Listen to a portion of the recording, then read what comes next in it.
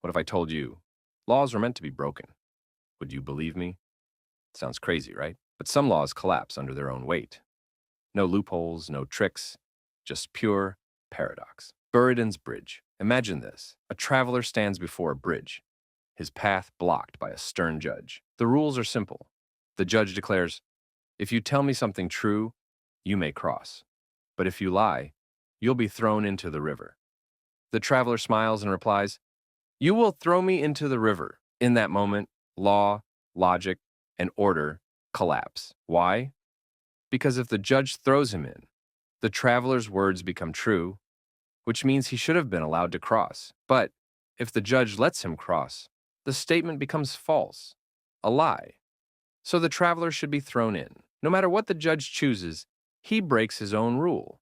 He's trapped, not by the traveler, but by the law's own logic. This is Buridan's bridge, a paradox that shows how rules designed to create justice can sometimes destroy it. But let's break it down. A paradox is a puzzle where logic turns against itself. And this paradox is about law. Specifically, what happens when laws follow their own rules so perfectly that they collapse under their own weight. And this isn't just a riddle. It happens in real life. When laws collapse under their own rules. Look at self-defense laws. They're supposed to be clear. You can use force to protect yourself, but only if it's necessary. But how do we decide what necessary means? If someone threatens you and you fight back, was it defense or did you become the aggressor? Who draws the line between protection and violence? And what if the court gets it wrong, turning the victim into the criminal? Or take mandatory sentencing laws. They sound fair.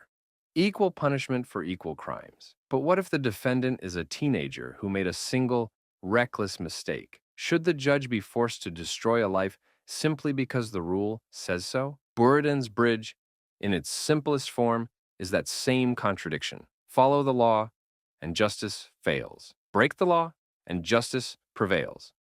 It's a trap where doing the right thing becomes the wrong thing. Loopholes, when the law outsmarts itself. But what if the trap isn't a contradiction, but an escape? Because Buridan's bridge isn't just a paradox, it's a loophole. The traveler didn't break the rules.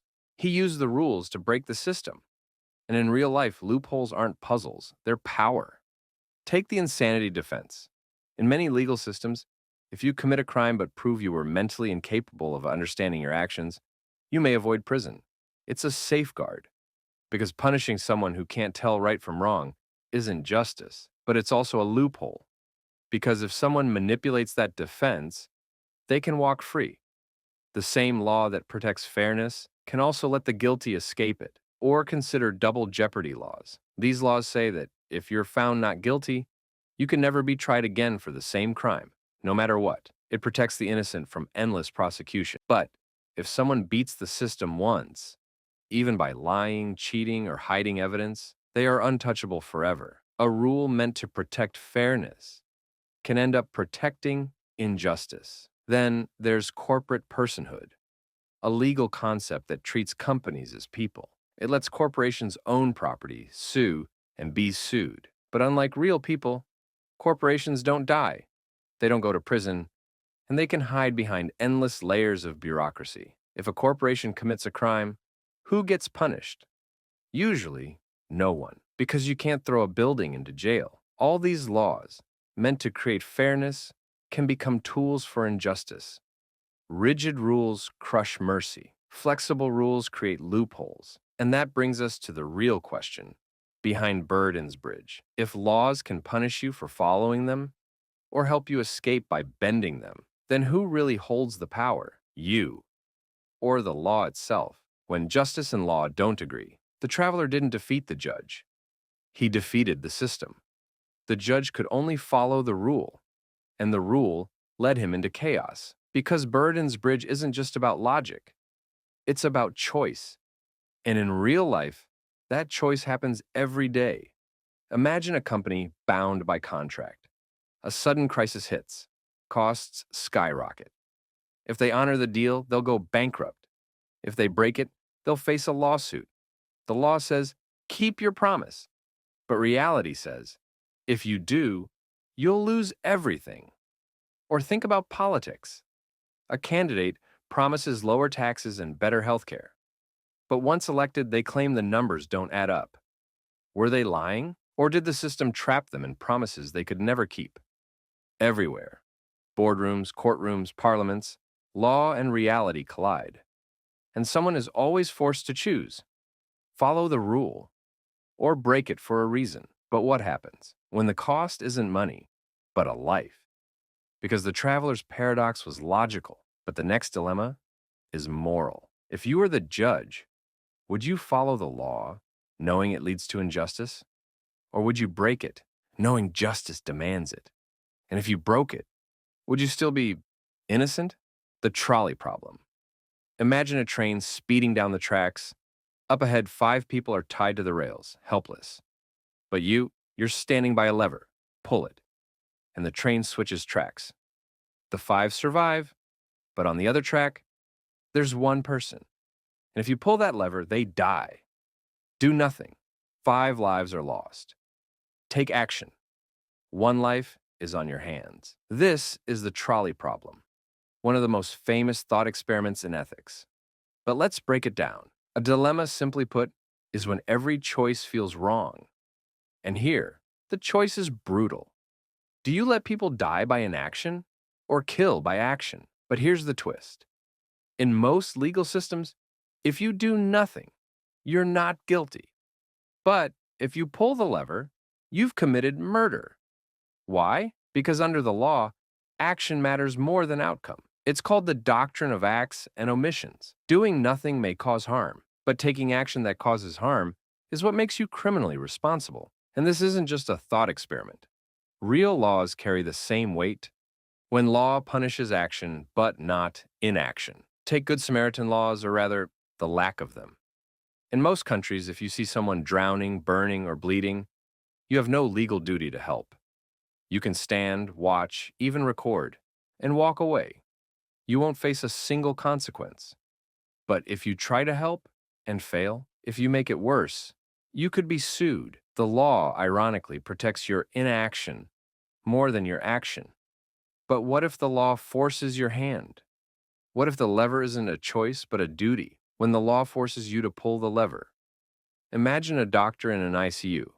Only 1 ventilator, but 2 dying patients. One is 80 years old, the other 25. Who gets the ventilator? If the doctor chooses the younger patient, have they saved a life or taken one? But if they refuse to choose and both patients die, have they truly avoided guilt? In the UK's NHS emergency protocols, age, survival odds, and quality of life often decide who gets care when resources are limited. The doctor isn't playing God. The law itself has built the lever and placed it in their hands. What if the trolley chooses for you? And sometimes, the lever is pulled before you even arrive. In a privatized healthcare system, there is a lever, but it's made of money. If a hospital has 1 ICU bed and 2 patients, the person who can pay gets it. The other dies. No lever, no choice, no crime. Just policy. A trolley problem, built into the system. So, when the system is the killer, who goes on trial? The trolley problem isn't just about trains. It's about hospitals, courts, corporations, systems that choose life and death without ever pulling a lever. And it leaves you with a question.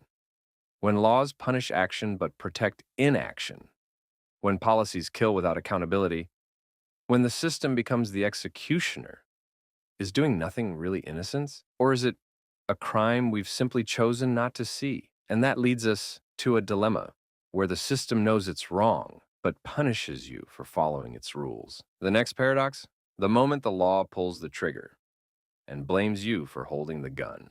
The executioner's dilemma. Imagine you're handed an order. Execute a prisoner at dawn.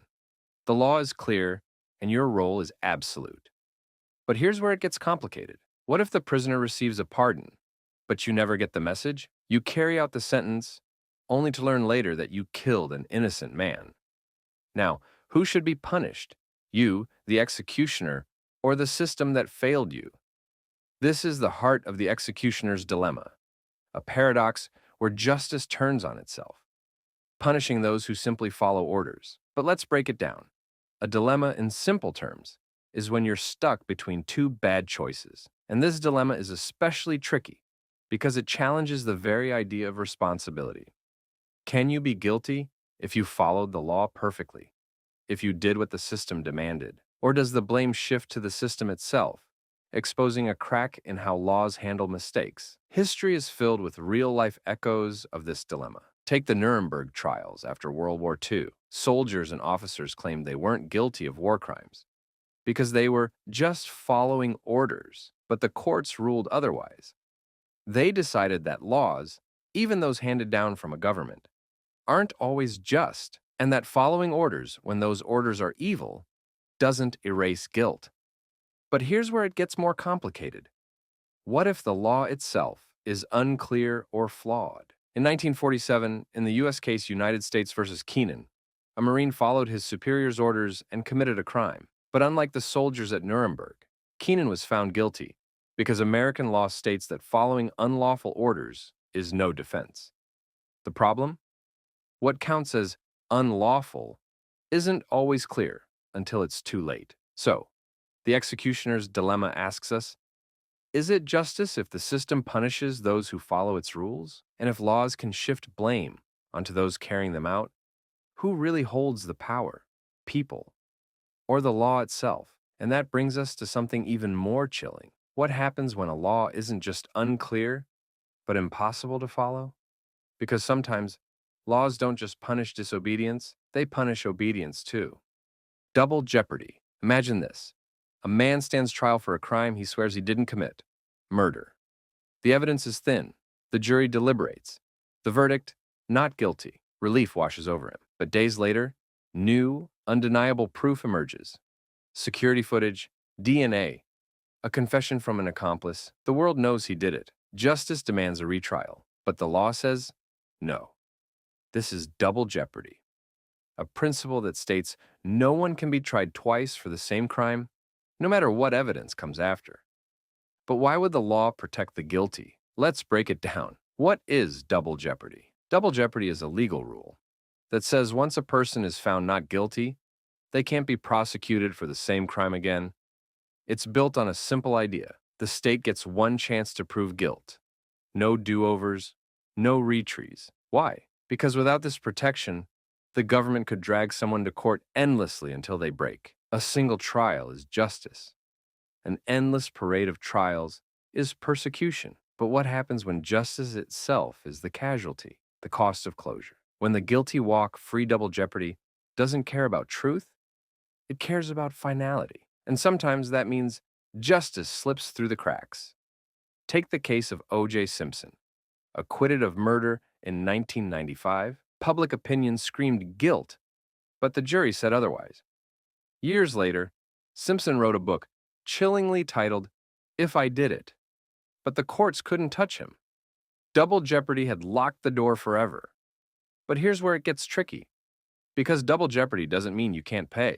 It only stops the same crime from being retried criminally. Civil court? That's different. O.J. walked free, but a civil suit cost him millions. The law punished him, not with prison, but with his fortune. So, is justice served if it's paid in dollars instead of years? When loopholes break the rule. But what if I told you double jeopardy doesn't always apply? The rule is simple, but its exceptions are anything but. One loophole is federal versus state trials. It's called the dual sovereignty doctrine. Different courts, different charges, same crime. This happened to Rodney King's attackers. Acquitted of brutality in state court, but then slapped with federal civil rights charges. Same act. Different trial. Double jeopardy didn't save them. But this loophole cuts both ways. Because sometimes it's used to hunt people twice. And sometimes it's used to let them escape twice. The gamble of retrials. So, let's return to the man from the start. The one who walked free, only for proof to surface afterward. Should he face justice again? Or does the law's promise outweigh the evidence of his crime? Some countries say yes. In the UK, double jeopardy was reformed in 2005. Now, if new evidence is overwhelming, DNA, confessions, witnesses, retrial is allowed for serious crimes. Cases once shut forever, reopened. But the U.S.? Still firm. Once acquitted, always acquitted. Is it justice? or just a promise. Double jeopardy is a shield, meant to protect the innocent from endless trials, but sometimes it becomes armor for the guilty. So, here's the question. Is it better for 10 guilty people to walk free than for one innocent to face trial twice? Or should the truth, no matter how late, always have the final word? Because the next dilemma isn't about guilt or innocence. It's about who decides what's reasonable. The reasonable person standard. Imagine you're driving through a quiet neighborhood when, suddenly, a child darts into the road. You swerve, barely avoiding them, but in the process, you crash into a parked car. The owner sues you for damages. Now, the court faces a question. Did you act reasonably? But what does reasonable even mean? This is the heart of the reasonable person standard, one of the most important concepts in law. It's how courts decide if someone acted with care or recklessness. But here's the catch. The reasonable person isn't real. They have no name, no face, only judgment. They are a ghost created by the law, an invisible benchmark for human behavior. So, what makes someone reasonable? It's not about perfection. The law knows we make mistakes, but it expects us to act with caution, foresight, and basic common sense. A reasonable person doesn't speed through a school zone. A reasonable person shovels their icy sidewalk. But what about when things aren't so clear? Take the case of Vaughan versus Menlove, 1837. The birth of this very standard. Menlove built a haystack near his neighbor's property. Despite repeated warnings that it could catch fire, he ignored them, trusting his best judgment. When the hay ignited and destroyed Vaughan's property, Menlove defended himself, claiming he wasn't reckless, just a little foolish. But the court disagreed. They said it didn't matter if he thought he was careful. What mattered was what a reasonable person would have done. So, the law decided something chilling. You can be punished, not for what you knew, but for what you should have known. But here's where things get complicated. What if your idea of reasonable is different from mine? Reasonable to whom? Courts often say, the reasonable person is objective. Someone who behaves with ordinary caution and sense. But ordinary to who? What if you're in a culture where people drive aggressively and you follow the norm? Are you reckless or just fitting in? What if you're a doctor performing surgery? Should you be judged by a patient's idea of reasonable or another surgeon's? The law tries to solve this by adjusting the standard. For experts, there's the professional standard. For children, there's the child standard of what a kid of their age would do. But for everyone else, it's that same faceless, perfect stranger, the reasonable person. And this can lead to contradictions. In United States versus Carroll Towing Company, 1947, a boat broke loose and caused a catastrophic collision. The court, rather than guessing, created a formula, B less than PL, meaning if the cost of taking a precaution, B, is less than the expected loss, L, multiplied by its likelihood, P, then failing to act was unreasonable. But what happens when reason fails us? When reason breaks down, can fear make you unreasonable? Suppose someone breaks into your home. You shoot them, believing you're in danger. But what if they were unarmed and only looking for help? The law asks, would a reasonable person have felt threatened? But fear isn't reasonable. It's human. In People vs. Goetz, 1986, a man on the New York subway shot 4 teenagers he believed were going to rob him. The court debated, was his reaction reasonable or racist paranoia? Goetz claimed he feared for his life, but the court had to decide, should reasonable include his fear or reject it? Sometimes reason costs lives. In medical triage, doctors choose who to save when resources run low. Legally, they follow protocols, statistics, odds, survival rates. But is it reasonable to let an elderly patient die to save a younger one? Reason says yes, but morality hesitates. And what about in war? Is it reasonable to bomb one village to save 10 cities? Reason says yes, but history calls it a massacre. So, what is the reasonable person? A measure of fairness or a weapon of judgment? Because this standard doesn't just decide right from wrong, it decides who gets punished for being human. And sometimes, when the stakes are highest, reason is the first thing to disappear. But what happens when reason isn't enough? When laws that should protect you instead betray you? Because the next dilemma isn't about judgment. It's about justice denied. And it begins when the law refuses to listen. The prisoner's dilemma. Imagine you and an accomplice are arrested for a crime. The police separate you. No lawyers, no contact. Then they offer you a deal. If you betray your partner and they stay silent, you walk free. But they'll get 10 years. If you both betray each other, you both get 5 years. But if you both stay silent, just 1 year each for a lesser charge. So, what do? Trust your partner or protect yourself? This is the prisoner's dilemma, a brutal test of trust, self-interest, and betrayal. But it's more than a game. It's a reflection of how choices shape justice and how justice exploits fear. Let's break it down. The prisoner's dilemma is what's known as a non-zero-sum game. That means there's more than one possible outcome. Winning or losing isn't the point. It's about risk, cooperation, and survival. And the terrifying part? The best outcome, where both stay silent, depends entirely on trust. But the safest outcome, where you betray, is built on doubt. And that's why the dilemma is so dangerous. Trust can win, but fear guarantees you won't lose alone. But here's where it gets chilling. The law loves the prisoner's dilemma because it turns your survival instinct into a weapon. Against yourself, think about plea bargains, one of the most common tools in modern justice. Prosecutors use them to avoid long trials by offering deals. Confess now, get a lighter sentence. Refuse, and if we convict you, you'll face the maximum penalty. It's a legal version of the prisoner's dilemma, where silence risks everything, and confession promises survival. But is that justice or coercion? Take the case of the Central Park Five. 5 teenagers pressured into false confessions during police interrogation. They believed cooperating would end their nightmare. Instead, it became the very thing that convicted them. Years later, DNA evidence cleared them. But the system had already taken their youth. Because in the prisoner's dilemma, the law doesn't care why you confess, only that you do.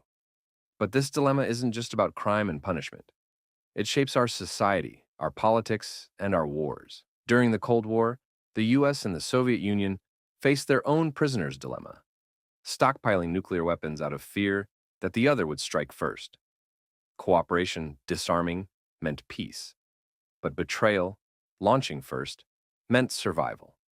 So, both armed themselves to the teeth, creating a world on the brink of annihilation. Trust was the best outcome. But fear ruled them both. And here's the hardest truth. The prisoner's dilemma rewards selfishness. The safest choice is betrayal. But if everyone chooses betrayal, the world collapses into chaos. So it leaves us with a chilling question. Can justice survive without trust? But what if the greatest injustice wasn't in what someone did, but in what they didn't do? The Omissions Paradox. Imagine you're walking past a shallow pond. A child is drowning, gasping, flailing. You could save them. You're close enough, strong enough. But instead, you stop. You watch. You do nothing. The child slips beneath the surface and dies. Now here's the question. Did you kill them? Most laws say no, because you didn't act, and inaction legally isn't murder. But here's the paradox. If you had pushed the child in, it would be murder. Yet the outcome is the same, a life lost. So, why does the law punish doing something, but not doing nothing? Let's break it down. This is the Omissions Paradox, the moral and legal puzzle where failing to act can cause just as much harm as taking action. But the law often treats those harms completely differently. Why? Because most legal systems are built on a simple rule. Crimes require actions. Murder, theft, arson. Every crime involves a choice, an act of commission. But omissions, failures to act, are rarely punished the same way, unless you had a duty. Because here's where the law changes the rules. A duty to act flips the omission into a crime. And this duty can come from 3 places. Relationship. A parent who refuses to feed their child. Contract. A lifeguard who watches someone drown. Creation of risk. You cause the danger, now you must fix it. But outside these duties, doing nothing is perfectly legal. And that's why this paradox is terrifying, because it isn't about what you do. It's about who you are. Let's test it. If you're a doctor and you ignore a patient's cries, negligence. But if you're a bystander and walk past the same person, nothing.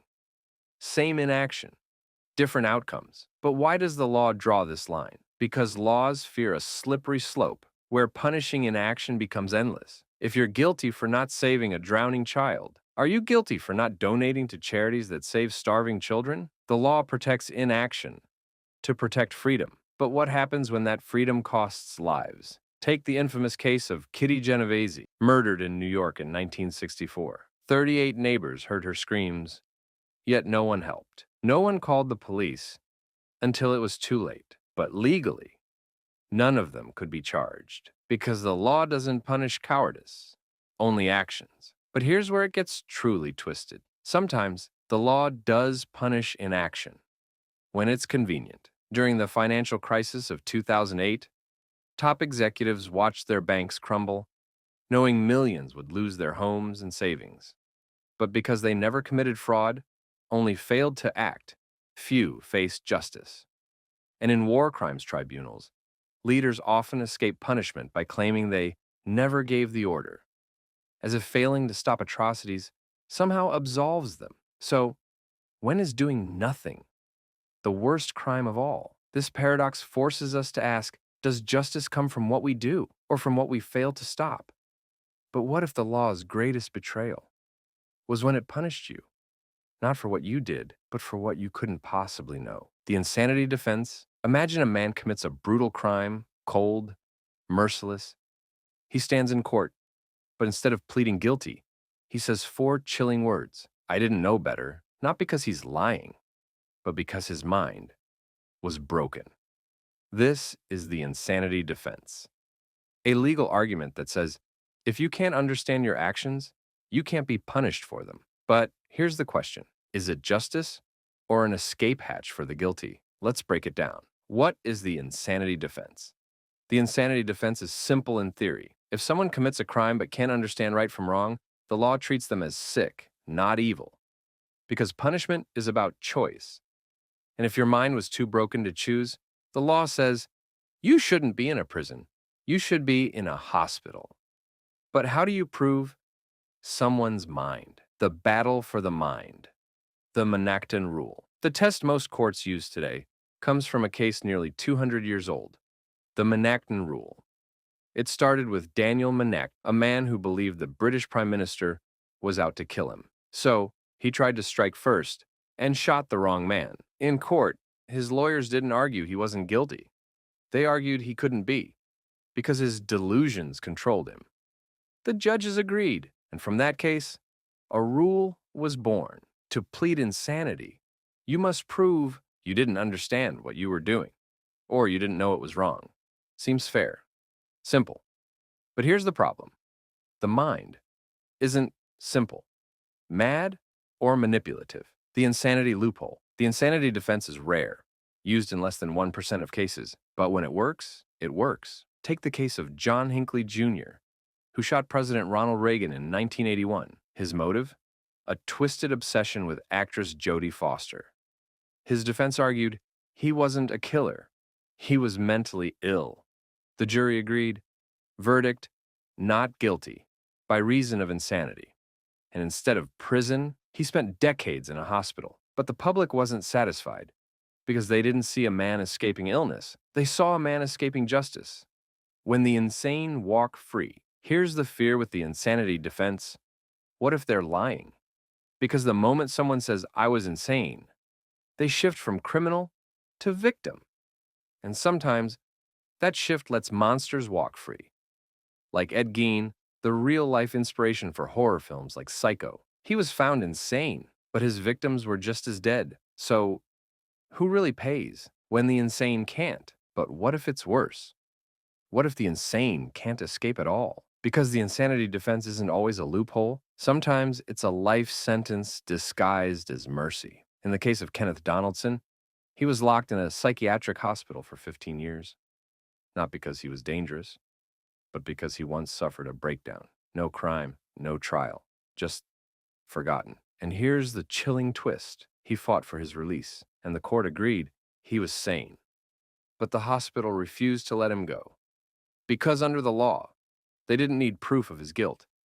They only needed proof of his madness, the real madness, justice or judgment. So here's the heart of the insanity defense. It shows us how thin the line is between a criminal and a victim, between punishment and treatment, between madness and manipulation. Because sometimes the guilty escape through insanity, and sometimes the innocent are trapped in it. So, should the law judge what you did or what you believed you were doing? And if the mind is a prison, can justice ever truly set you free? But what happens when the law doesn't just punish your actions, but punishes you for existing at all? Because the next paradox is about how the law turns lives into loot.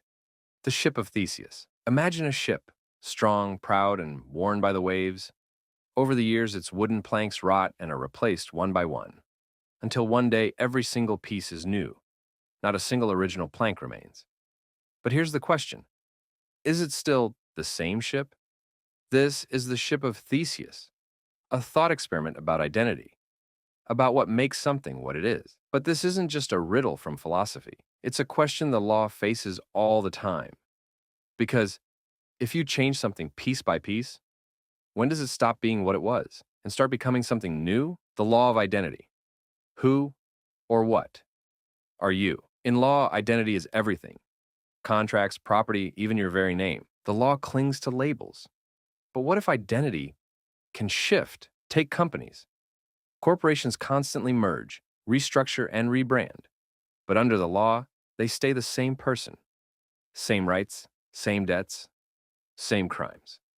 A company can be sold 100 times, yet still be sued for something it did decades ago. But change a person's name, and suddenly, their debts disappear. The ship splits in two. But the paradox gets worse. Imagine we took all those old planks from the original ship and rebuilt them, piece by piece, into a second ship. Now there are two. So, which is the real Ship of Theseus? The one that was rebuilt from its original parts? Or the one that never stopped sailing? The law faces this exact puzzle when companies split. In 2021, pharmaceutical giant Johnson & Johnson used a legal loophole known as the Texas two-step to split into two companies. One kept the profits, the other the lawsuits. The result? The victims of cancer-causing baby powder couldn't sue the profitable company because the real Johnson & Johnson was the other ship. So, what makes an identity real? The pieces that built it, or the name on its side. But what happens when the ship is a person? Because identity isn't just a corporate trick, it's a human question. Take Larry Walters, a man who tried to dodge child support by legally changing his name and identity, claiming he wasn't the same person who fathered a child. The court's response? You can change your name, but not your past. But sometimes the law erases identity completely. Consider civil asset forfeiture, where the law doesn't charge a person with a crime. It charges their property. In the infamous case of United States versus 1997 Toyota Land Cruiser, yes, the car was the defendant. The car lost. No trial, no defense. The owner, irrelevant, because the law said the car had committed the crime. The ship becomes a ghost. And here's where the paradox turns chilling. When the law says you exist, but the world says you don't. Consider habeas corpus, Latin for you shall have the body, a legal right that says, if you are arrested, you must be brought before a court. You must be seen. You must exist. But what if the law denies you that right? Then you become a person without a body, a ghost in the system. Like Jose Padilla, an American citizen accused of terrorism, held for over 3 years with no trial, no charges, no name in the system. Because without habeas corpus, you are not a prisoner. You are not even a person. You are nothing. What does identity truly mean? The Ship of Theseus asks us, is identity in the pieces or in the pattern they create?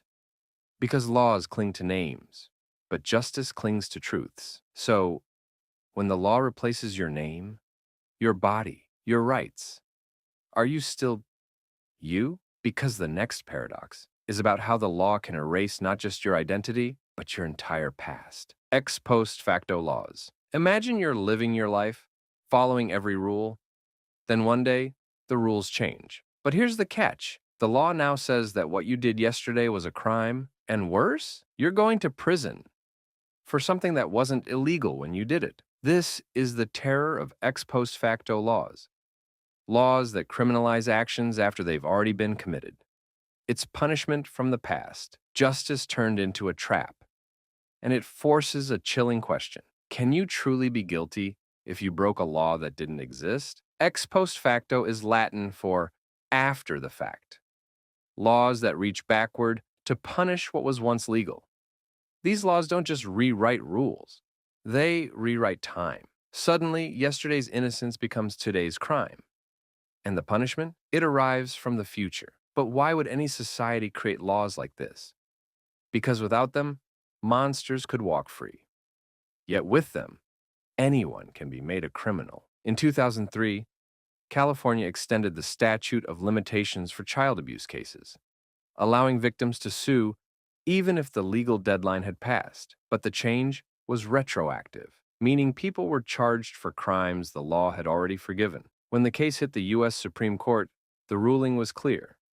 It was an ex post facto law and unconstitutional. The reason? You can't move the finish line after the race is over. But what about when the crimes are so horrific that letting them go unpunished feels like injustice? During the Nuremberg trials, Nazi war criminals argued that their atrocities weren't illegal, because under Nazi law, they had been allowed. Should the law protect them? The courts ruled no. Crimes against humanity were so monstrous that even if they weren't illegal under Nazi law, they violated a deeper law, a human law. Justice in this case reached backward. And yet, it left behind a terrifying precedent. If the law can bend backward once, who's to say it won't bend again? Because that's the danger of ex post facto laws. They don't just catch criminals, they create them. In the Soviet Union, retroactive laws were a weapon.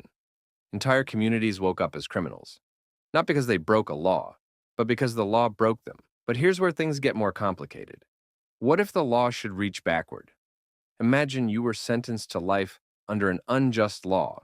Then the law changes. Shouldn't that change apply to you too? In 2012, the U.S. Supreme Court banned automatic life sentences for juveniles. But what about those already sentenced? Were they doomed to live under a law that no longer existed? It took years, but the court finally ruled the change must apply retroactively. Justice, after all, shouldn't start today. It should reach backward, too. So here's the paradox of ex post facto laws. When laws reach backward, they risk erasing fairness.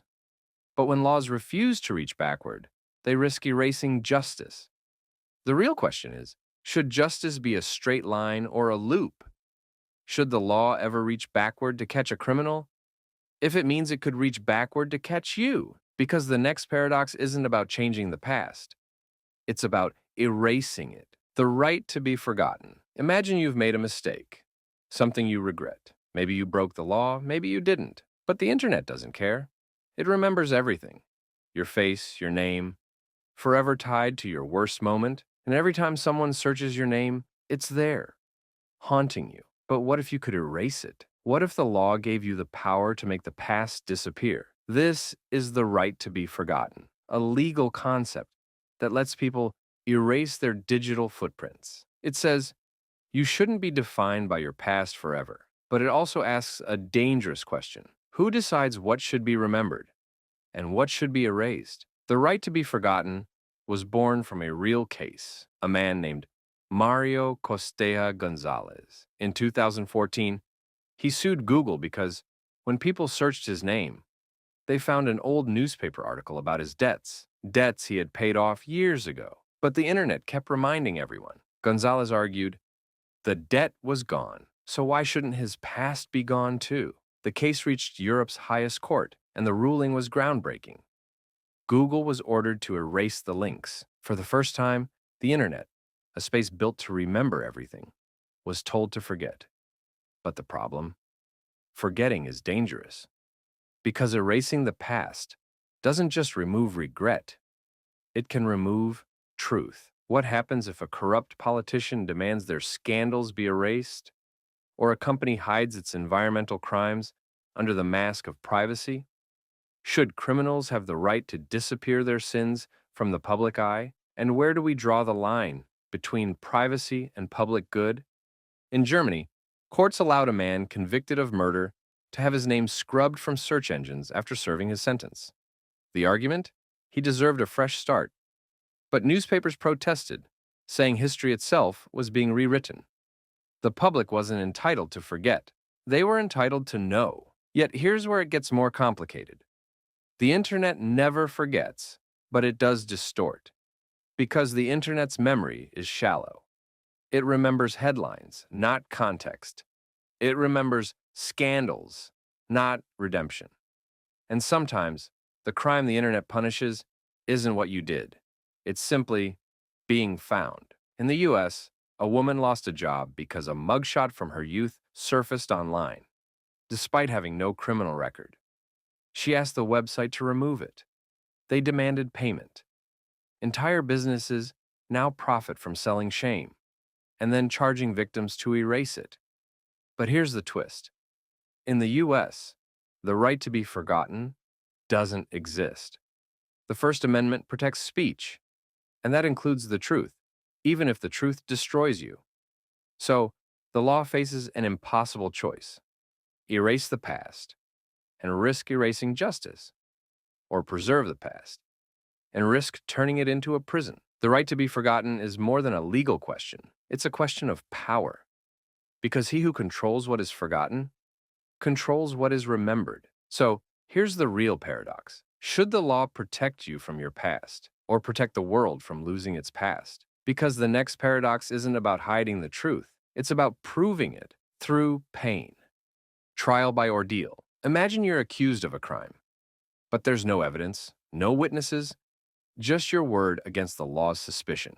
In today's courts, you'd have a lawyer, a jury, a fair trial. But centuries ago, truth wasn't found in arguments. It was found in agony. This was trial by ordeal, an ancient legal test where pain determined guilt. The idea, God would save the innocent, and the guilty would suffer. And here's where the nightmare begins. The worse your punishment, the more they believed the truth would emerge. One of the most infamous ordeals was the ordeal of boiling water. You would plunge your arm into a cauldron, reaching for a stone beneath the scalding surface. Then, they'd bandage your wounds. Days later, if the burns festered, you were guilty. If they healed cleanly, God had spared you. But the true cruelty? Innocence wasn't about survival. It was about luck. In medieval England, another horror awaited. The ordeal of fire. You'd walk across burning hot iron, blistered, bleeding. Your wounds would decide your fate. Not your words, not your conscience. Only pain. Yet, here's the paradox. The law claimed these trials were just, but the outcomes rigged, because the priests who inspected the wounds often chose who passed and who burned.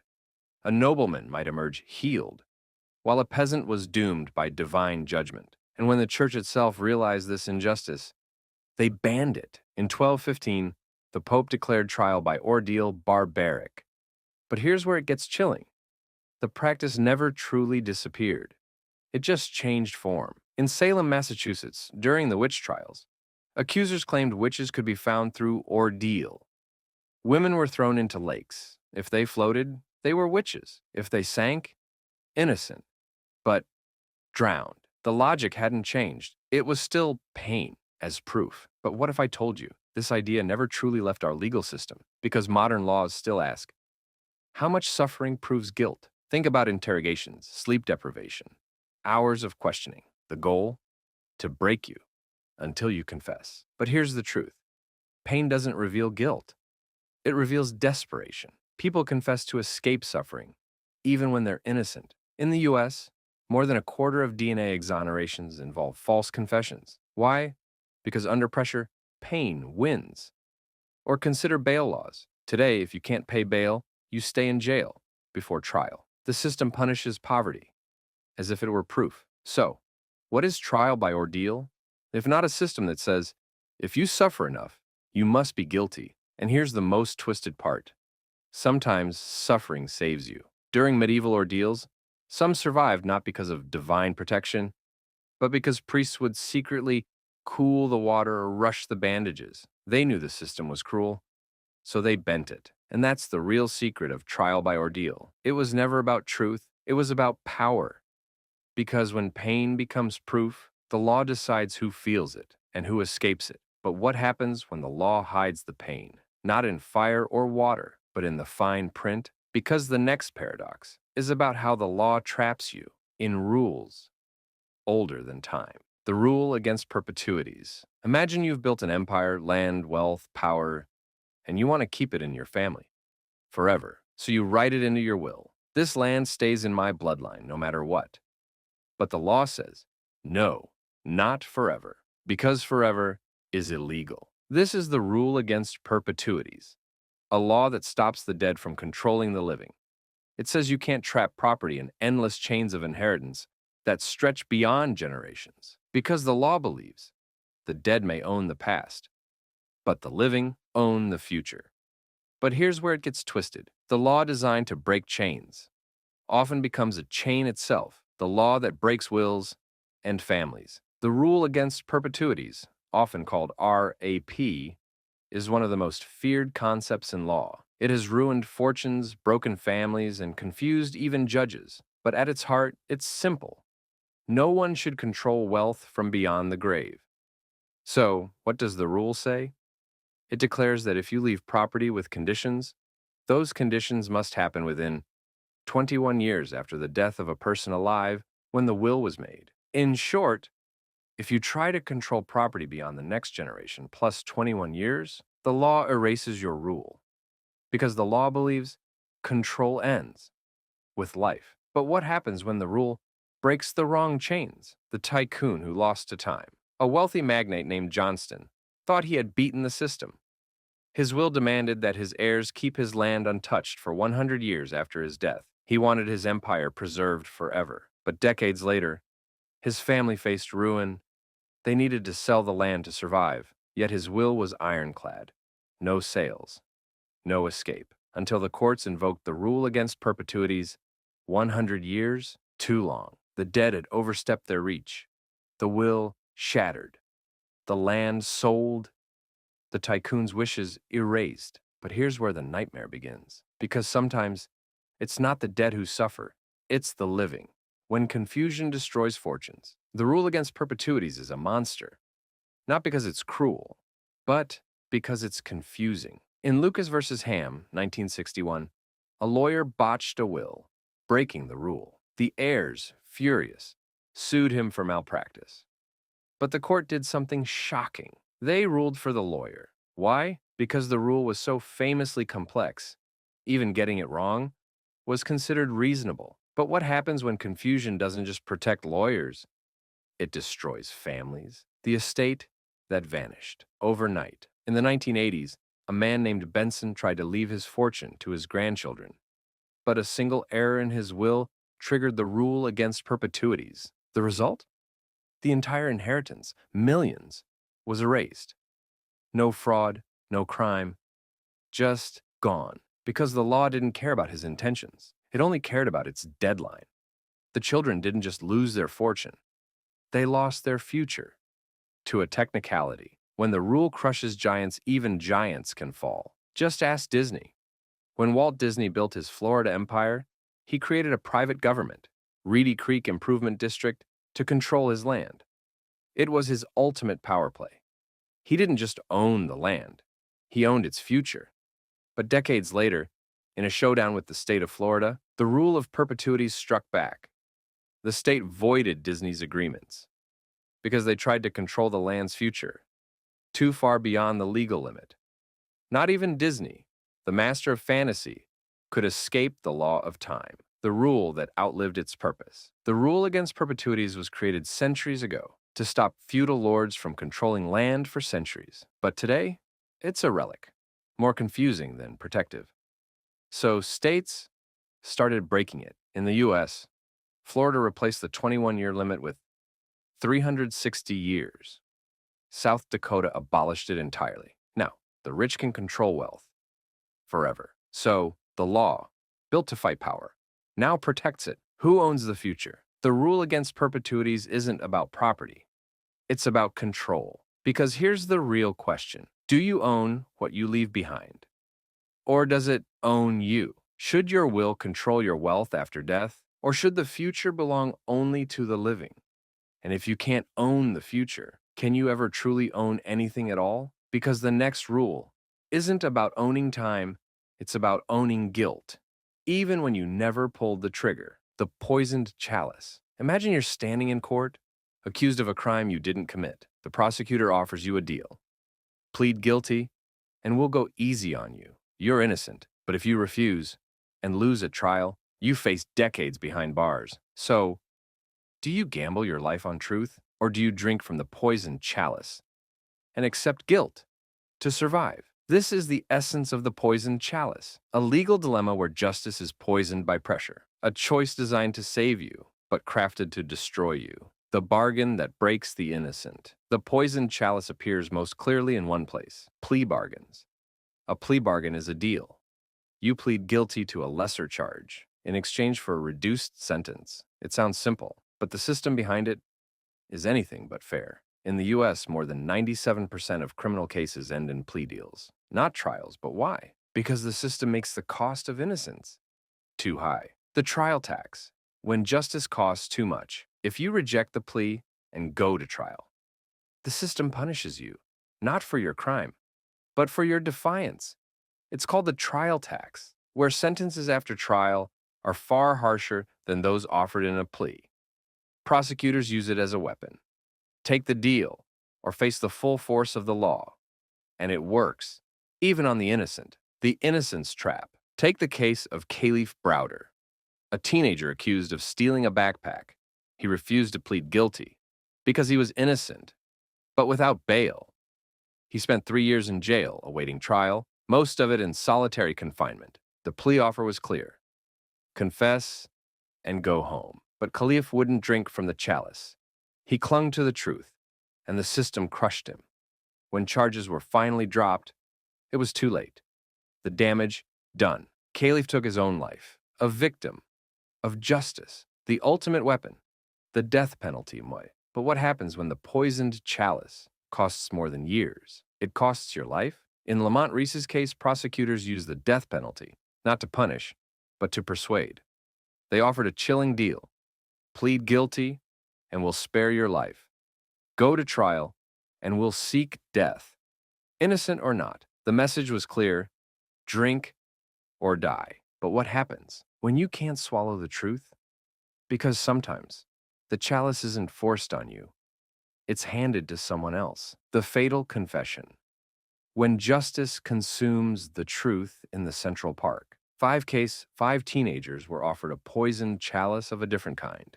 Confessed to a crime they didn't commit, and maybe, just maybe, avoid the worst punishment. But they didn't just confess.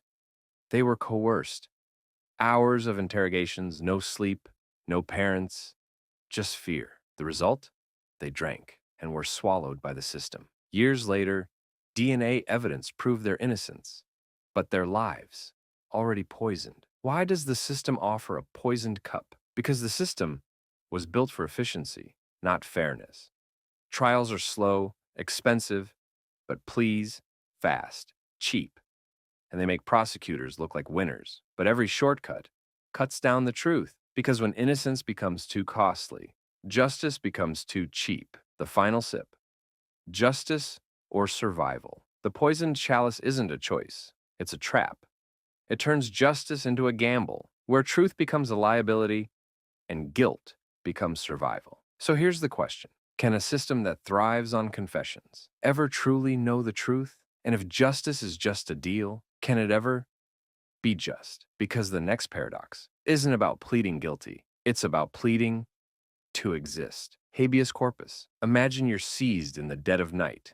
No warning, no charges. You wake up behind bars, and when you demand to know why, the answer is silence. No trial, no sentence, just disappearance. But there's one weapon, older than constitutions, sharper than any law.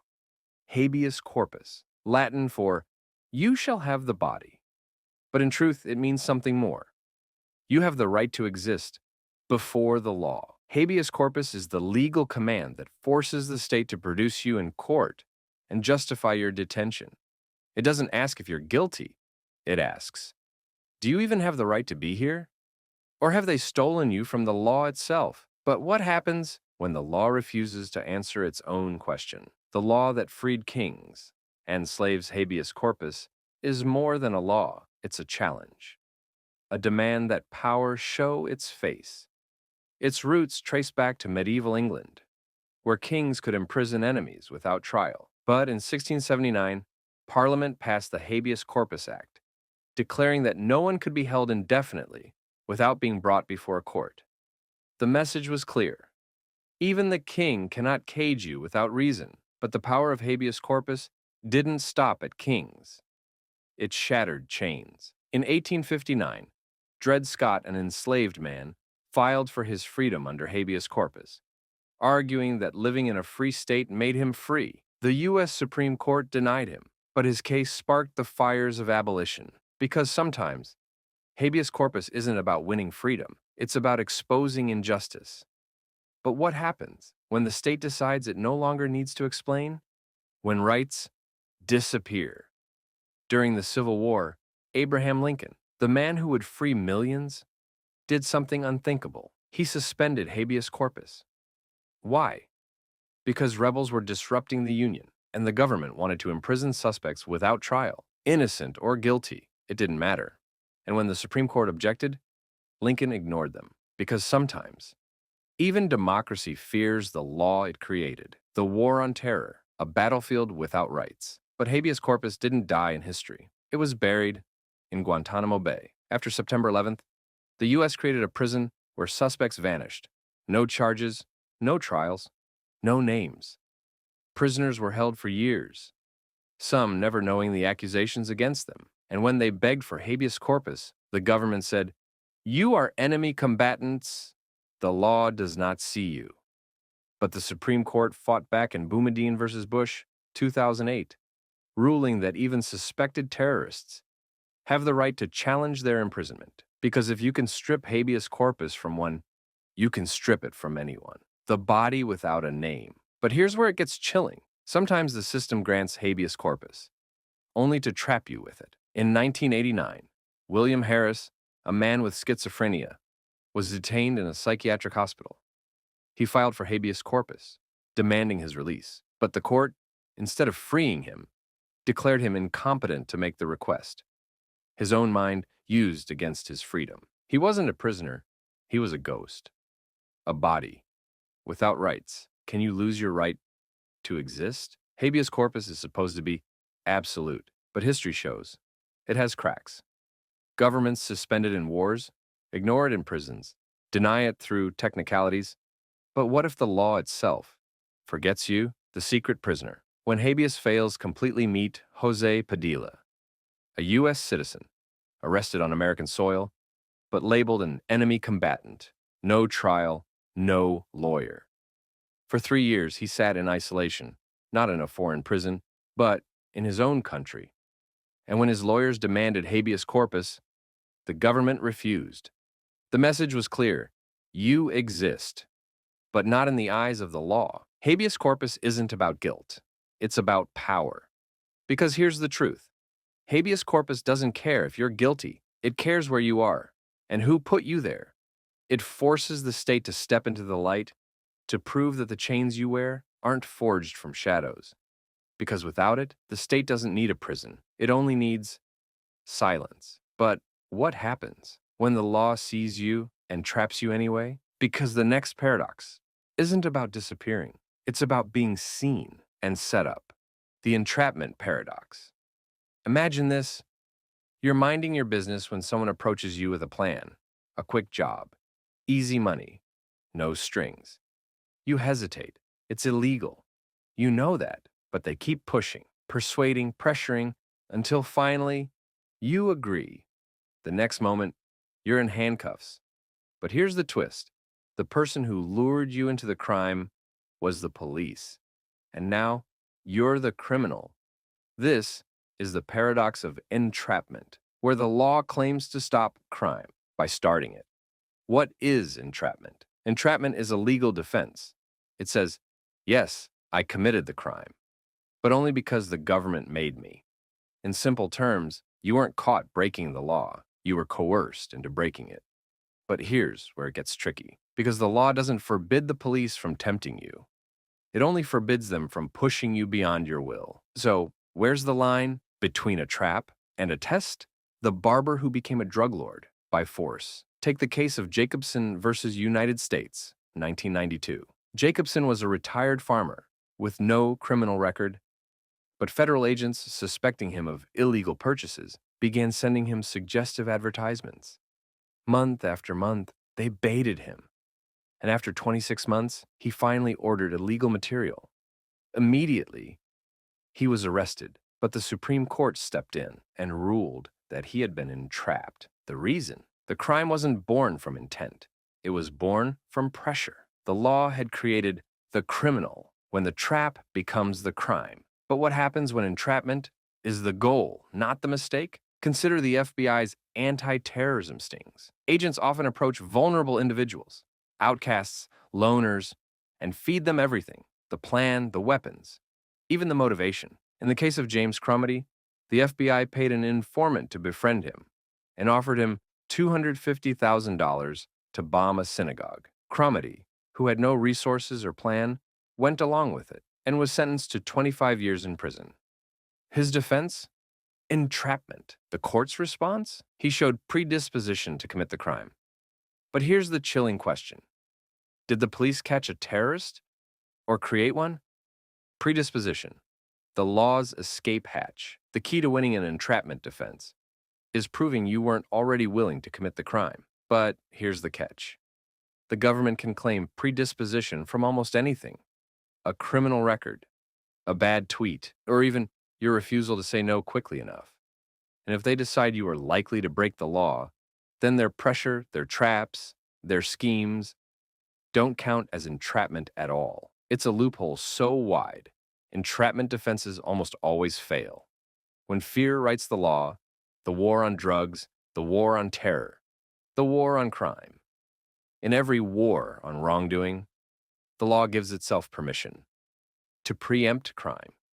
And in doing so, it stops asking, did you commit a crime? And starts asking, would you? It becomes less about guilt and more about thoughts. It punishes not for what you did, but for what they believed you could do. The sting without a crime. In 2013, an undercover operation targeted truck drivers, accusing them of planning to steal drug shipments.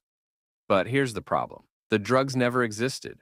The entire crime was a fantasy created by law enforcement. Yet the drivers, arrested, convicted, imprisoned. The crime only existed because the state imagined it. When the law becomes the criminal entrapment, reveals a dark truth. The law can manufacture guilt and call it justice. It asks, can you be guilty if the state created the crime?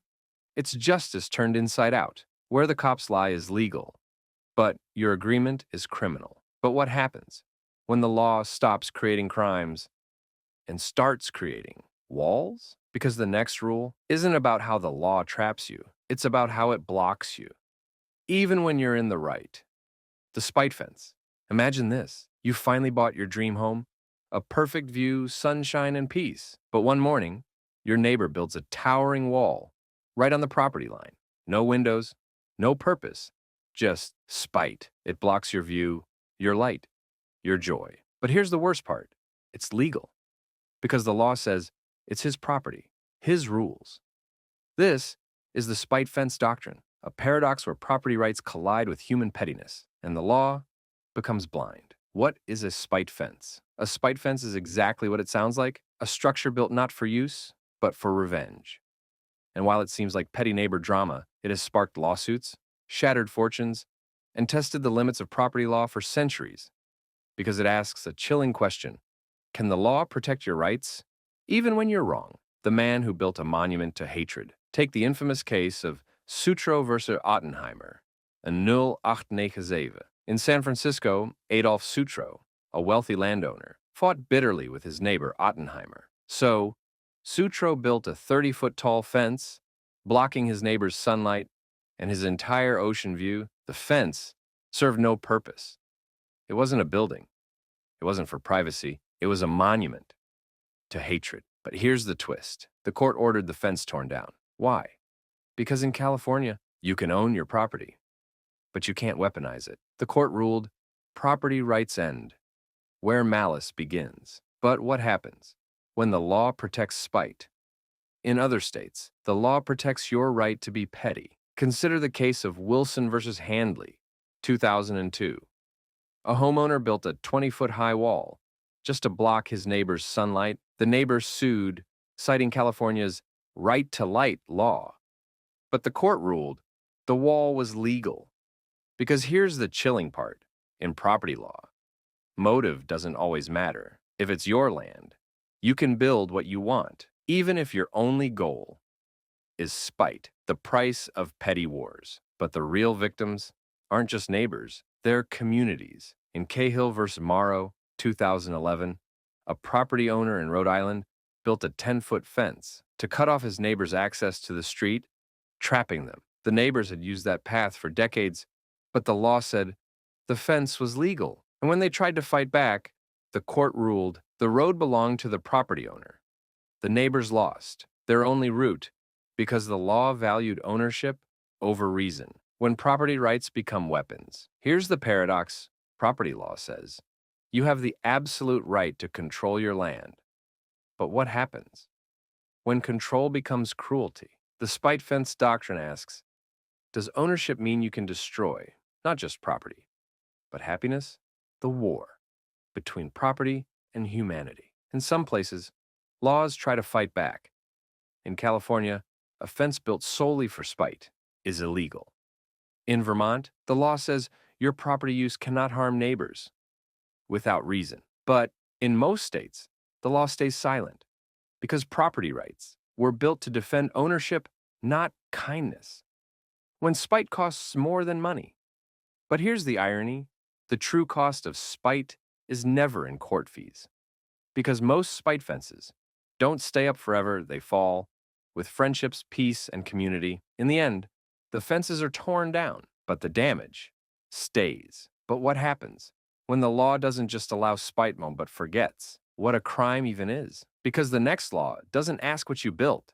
It asks, did you even break the law at all? Nullum crimen, no crime without law. Imagine you're arrested, but when you ask, what crime did I commit? The answer doesn't exist. No law, no statute, no rule, just punishment.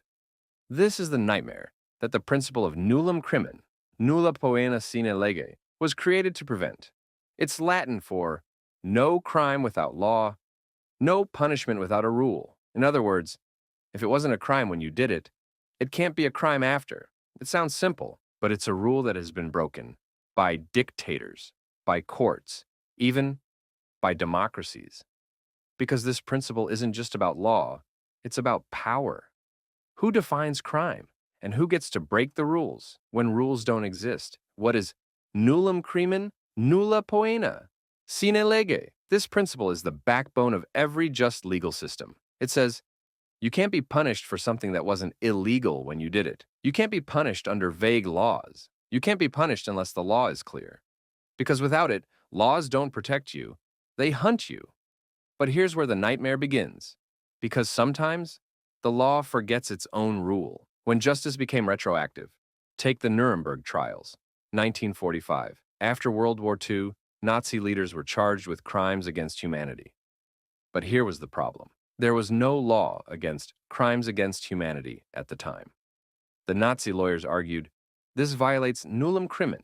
You are punishing us for laws. That didn't exist, but the court ruled. Some crimes are beyond law.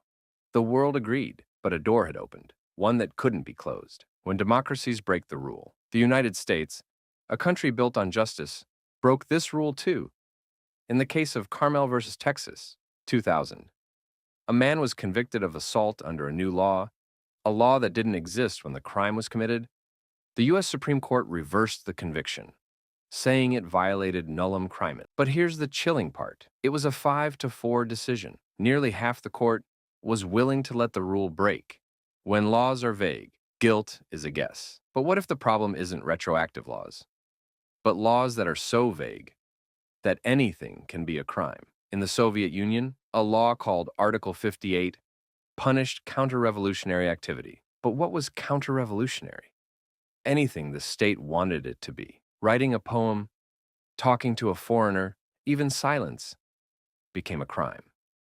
Under Stalin's rule, millions vanished, not for breaking laws, but for existing outside them. Can a law be a crime? But here's where it gets darker, because sometimes the law itself is the crime. Look at apartheid South Africa. The law said segregation was legal. Oppression, legal. Murder, legal. But when apartheid ended, were those who enforced it criminals? The world said yes. But under Nullum Crimen, the answer was no. Because the law, no matter how evil, was still law. So, is the law justice or just power? Because here's the paradox. When dictators break the rule, they create crimes from nothing. But when democracies break the rule, they rewrite the past to punish the guilty. So, should justice bend the law, or should the law bend justice? The hidden loophole, emergency laws. But here's the chilling truth. Even today, laws can disappear. With one word, emergency. In the wake of September 11th, the U.S. passed the Patriot Act, expanding surveillance, allowing indefinite detention, and redefining who could be labeled a threat. No trial, no crime, just suspicion. All legal. Because emergencies don't need laws. Can law survive without rules? Nullum Crimen is supposed to be the line between law and tyranny, but history shows that line is fragile. Because here's the question. What's worse? A world where crimes have no laws, or a world where laws create crimes out of nothing? And the next doctrine doesn't just let citizens ignore the law, it lets them overrule it with one decision: jury nullification. Imagine you're on trial. The evidence says guilty. The law says guilty. But the jury says no. Not because you're innocent, but because they believe the law is wrong. This is jury nullification, a secret power where jurors can break the law to defend justice. But here's the twist. It's legal, but forbidden. A right you're never told you have. A law that can't be enforced, but can't be stopped.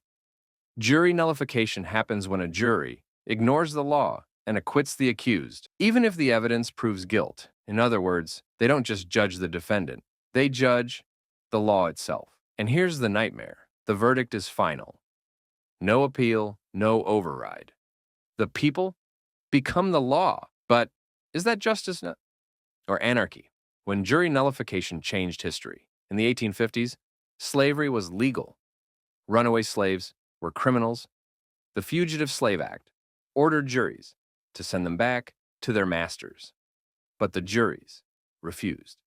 In courtrooms across the North, juries acquitted escapees, not because they followed the law, but because they hated it. Nullification defied slavery before the war and helped end it when nullification became a shield for hate. But nullification cuts both ways. In the 1950s, Emmett Till, a black teenager, was murdered. His killers smiled in court, confident, because the jury, all white, didn't care about guilt, only skin. The evidence clear, the law unshakable, the verdict not guilty. Jury nullification, once a weapon for justice, became a shield for evil. Why courts fear nullification, but can't stop it today? You still have this power, but you're never told.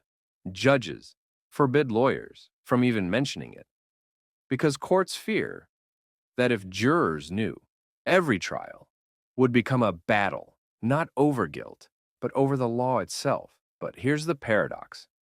The U.S. Constitution created jury trials because it trusted the people more than the system. So, when the law collides with justice, who should win, the people or the rule book? When nullification saves lives.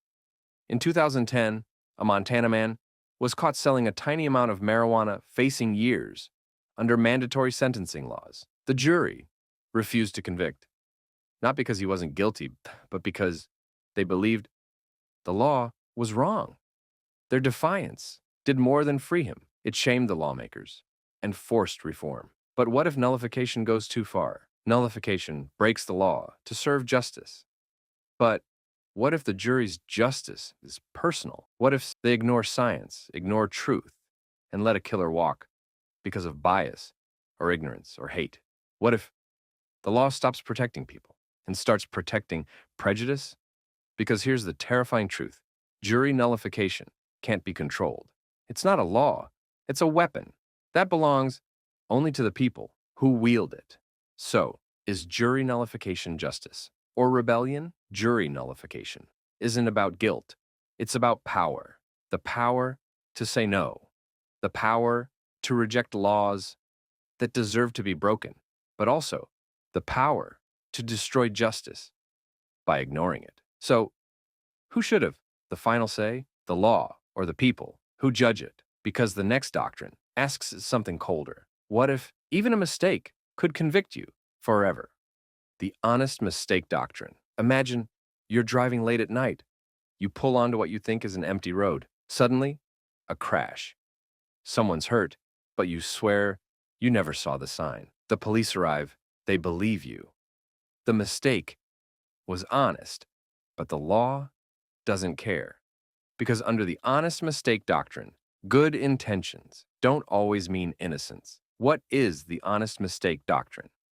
The honest mistake doctrine is simple, but brutal. If you commit a crime because of a reasonable mistake, you might be innocent, but if the law says the crime is strict liability, your intentions don't matter. A mistake is still a crime. It's the difference between accident and accountability. But what happens when the line blurs, when mistakes become crimes? Take the case of State versus Prince, 1927. A man married a girl, believing she was 21.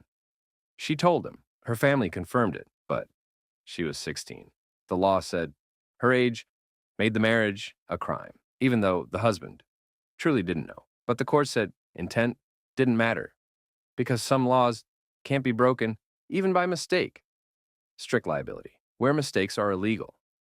This is strict liability, the most unforgiving rule in law. For some crimes, the law says ignorance is no excuse, and strict liability is everywhere. Selling alcohol to a minor, even if their ID was fake. Running a red light, even if the light was hidden by trees.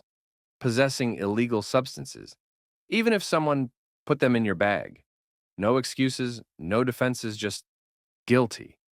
But here's where it gets terrifying, because sometimes a mistake costs a life. The pharmacist's fatal error. In 2001, a pharmacist filled a prescription with the wrong dosage.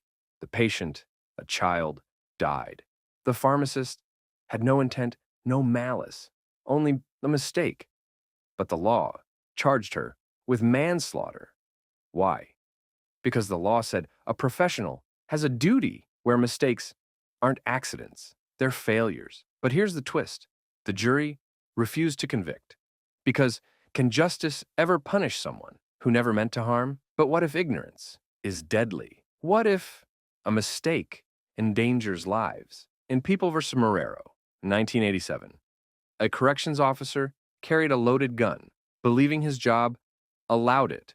But he misread the law, and the court said, your belief, no matter how honest, isn't a defense.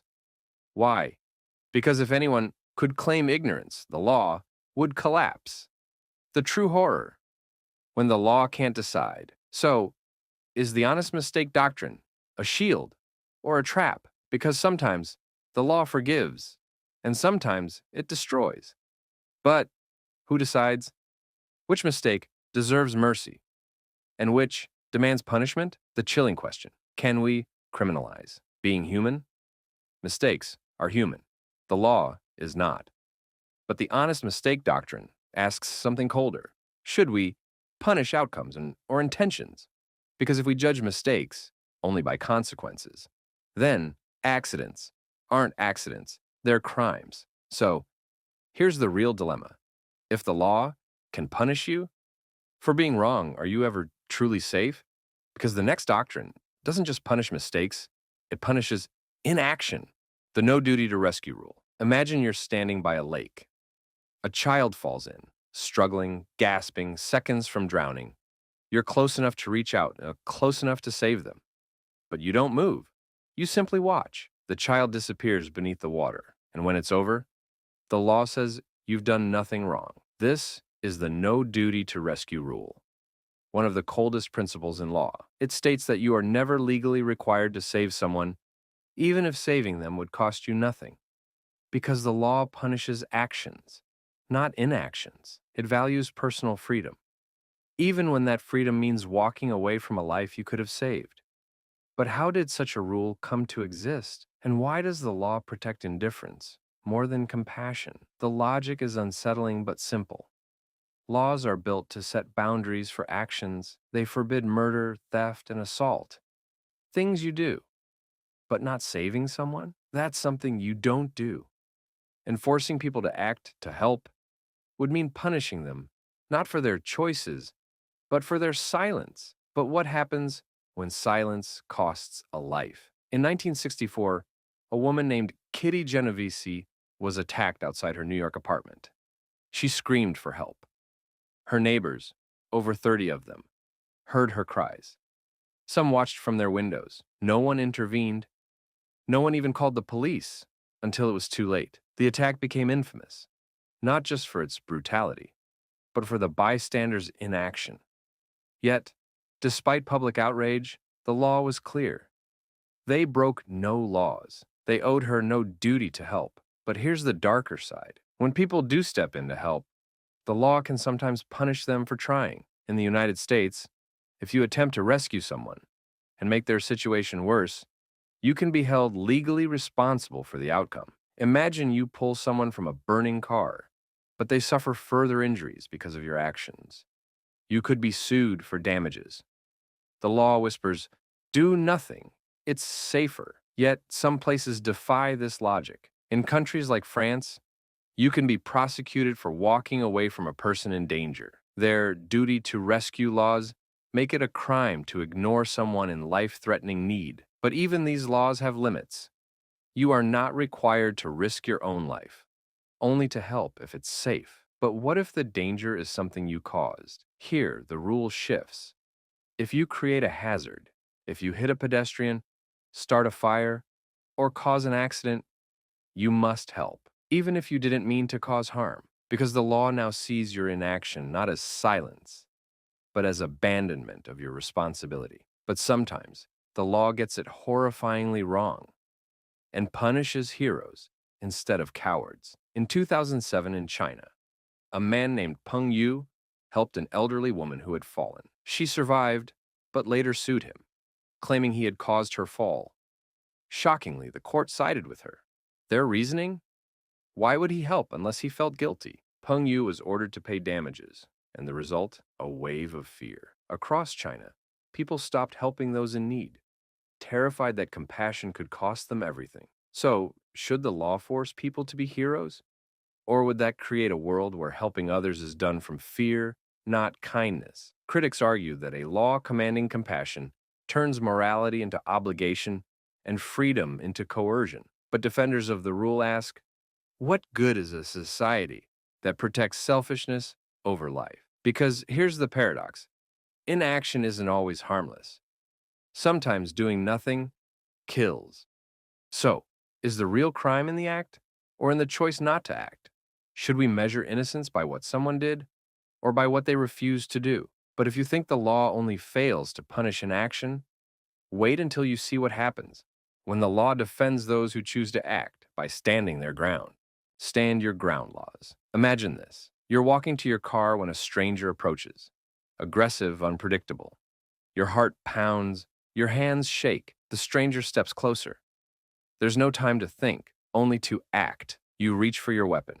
You pull the trigger. The stranger falls. And when the police arrive, you say 4 words. I feared for my life.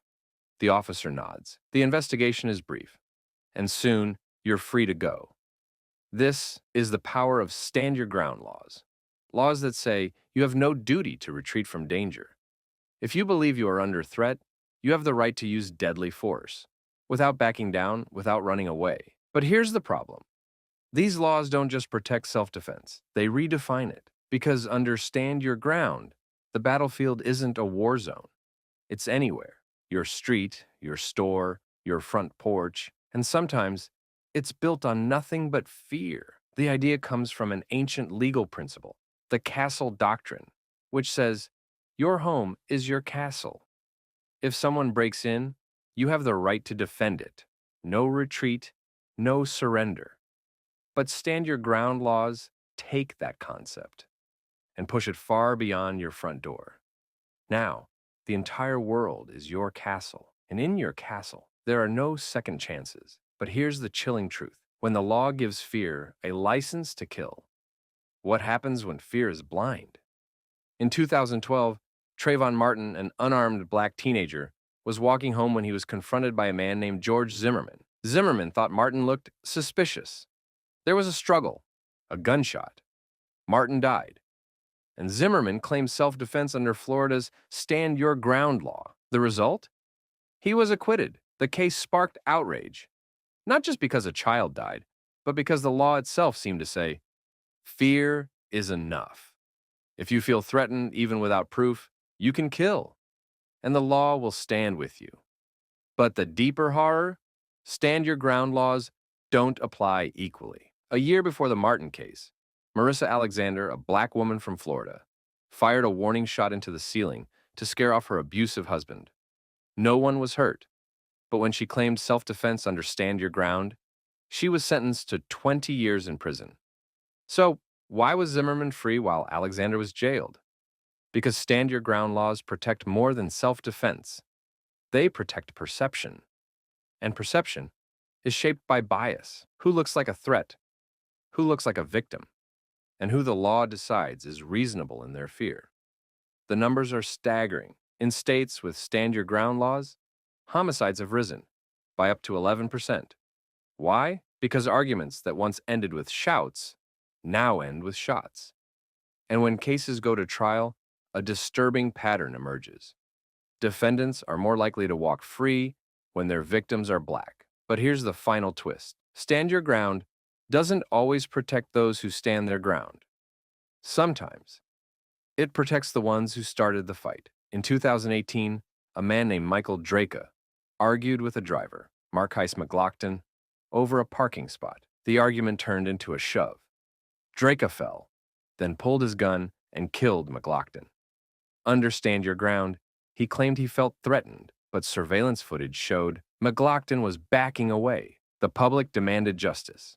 And this time, Draka was convicted. But without the footage, the law may have let him walk free. So here's the question. Does Stand Your Ground protect self-defense, or does it create a license to kill? Handing power to those with the quickest trigger and the loudest fear? Because self-defense should be about necessity, not pride. Protection, not provocation. But under Stand Your Ground, who you are often decides whose life the law values. But what happens when the law stops you from defending yourself, even in your own home? Because the next law asks, what happens when your castle is your only shield, and the law tells you you must run? The Castle Doctrine. Imagine it's the middle of the night. You hear glass shatter, footsteps on the stairs. A shadow moves through your hallway. Your heart pounds. You reach for a weapon. And when the figure bursts through the doorway, you pull the trigger. The intruder collapses. The police arrive.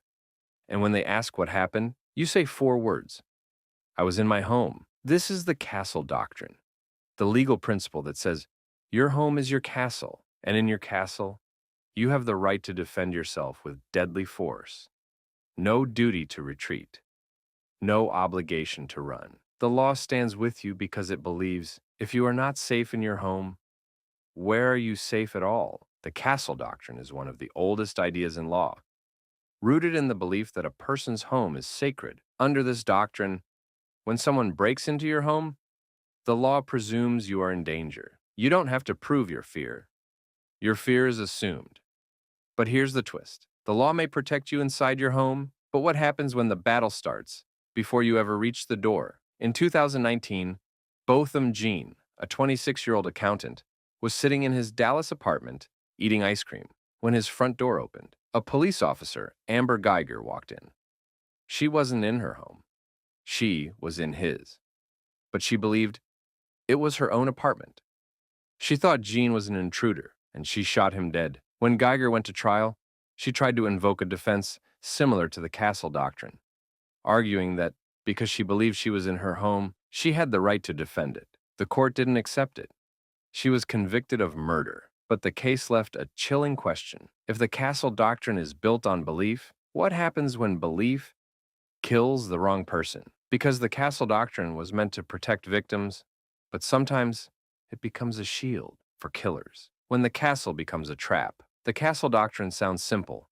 Your home, your rights. But what if the law decides your home isn't a castle at all? In 2012 in Kentucky, David McLaughlin saw a man, Dalton Meshew, near his garage late at night. McLaughlin fired his gun, hitting Meshew, who was unarmed and fleeing. But the court ruled the garage wasn't part of McLaughlin's castle. He was outside his home, so he had a duty to retreat. He was convicted of assault. So, the same law that says your home is your kingdom draws invisible lines around where your safety ends. And if you cross them, the law can turn you from victim to criminal. When the law protects violence, not safety. But what happens when the Castle Doctrine is twisted into something darker? What happens when people use it to hunt instead of hide? In 2014 in Montana, a homeowner named Marcus Karma set a trap. Teenager Duran Dady wandered into Karma's garage, looking for alcohol during a party dare. But Karma wasn't hiding. He was waiting. Security cameras, sensors. And when Didi stepped inside, Karma fired 4 shotgun blasts. Didi died instantly. Karma claimed Castle Doctrine. He said he feared for his life, but the jury didn't buy it, because Karma lured his victim. He wasn't defending his castle, he was building a battlefield. He was convicted of murder.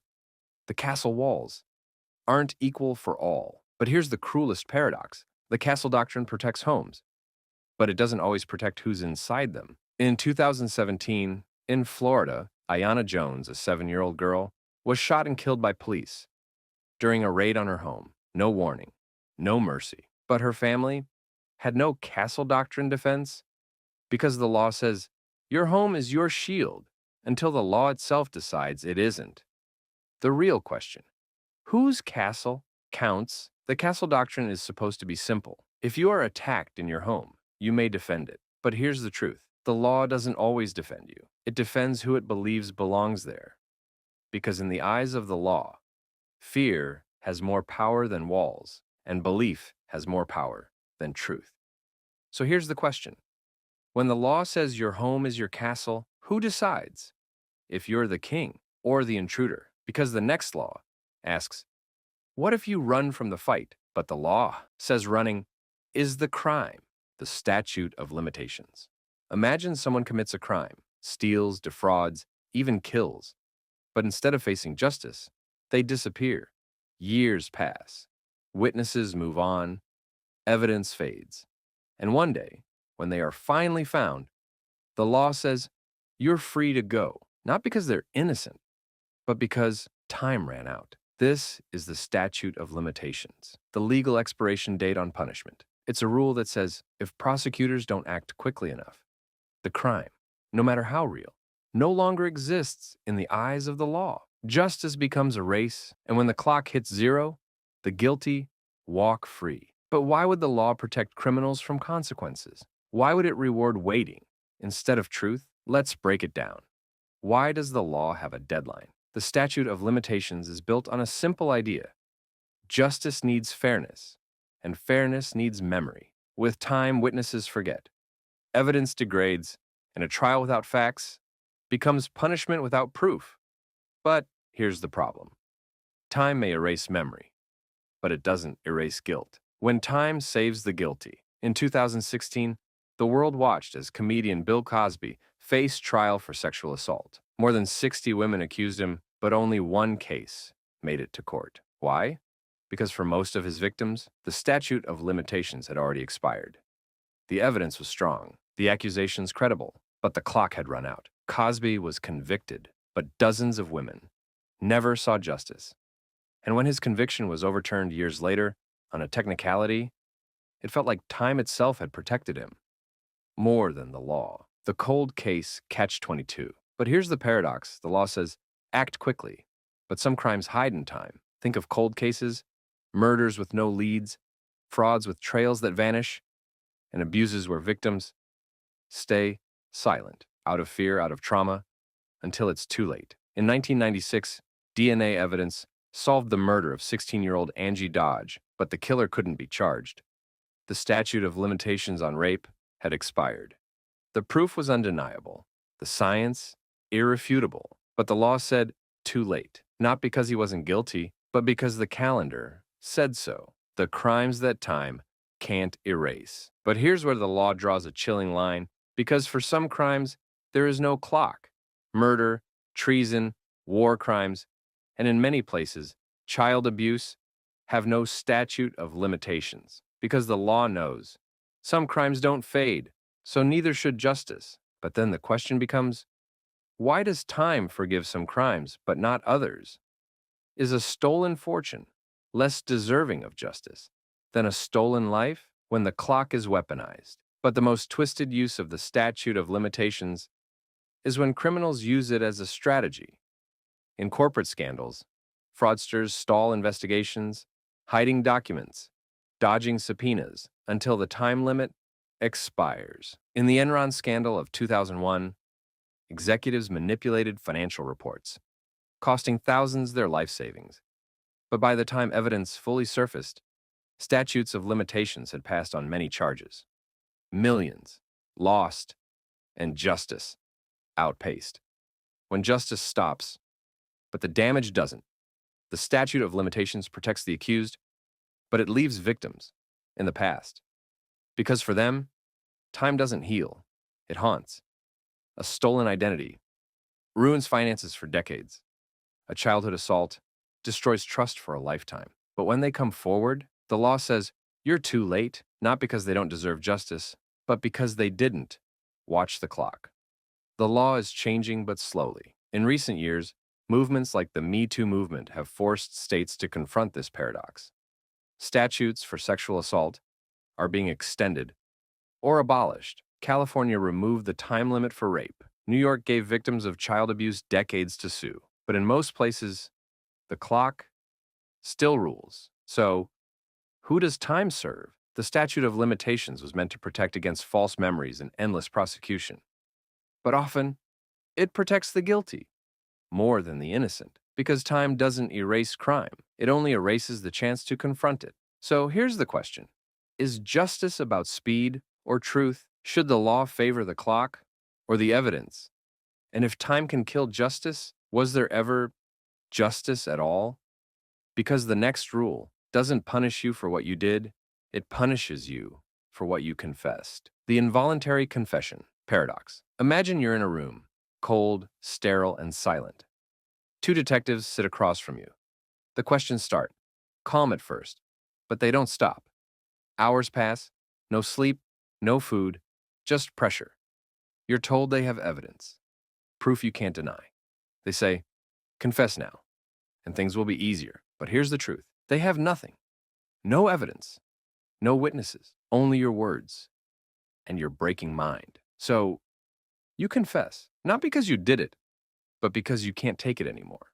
And when the trial comes, your words become your crime.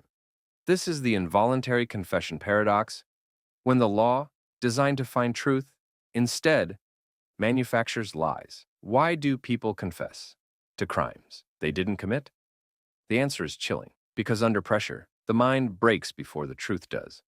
Psychologists call it coerced compliant confession, when you say what they want to hear, just to make the pain stop. It happens more than you think, especially to the young, the vulnerable, and the scared. In the U.S., more than 25% of wrongful convictions overturned by DNA evidence involved false confessions. But why does the law believe the confession more than the truth? When confession becomes a weapon, Take the case of the Central Park 5, 1989. 5 teenagers arrested for the assault of a jogger, despite no physical evidence. But the police used interrogation as their proof.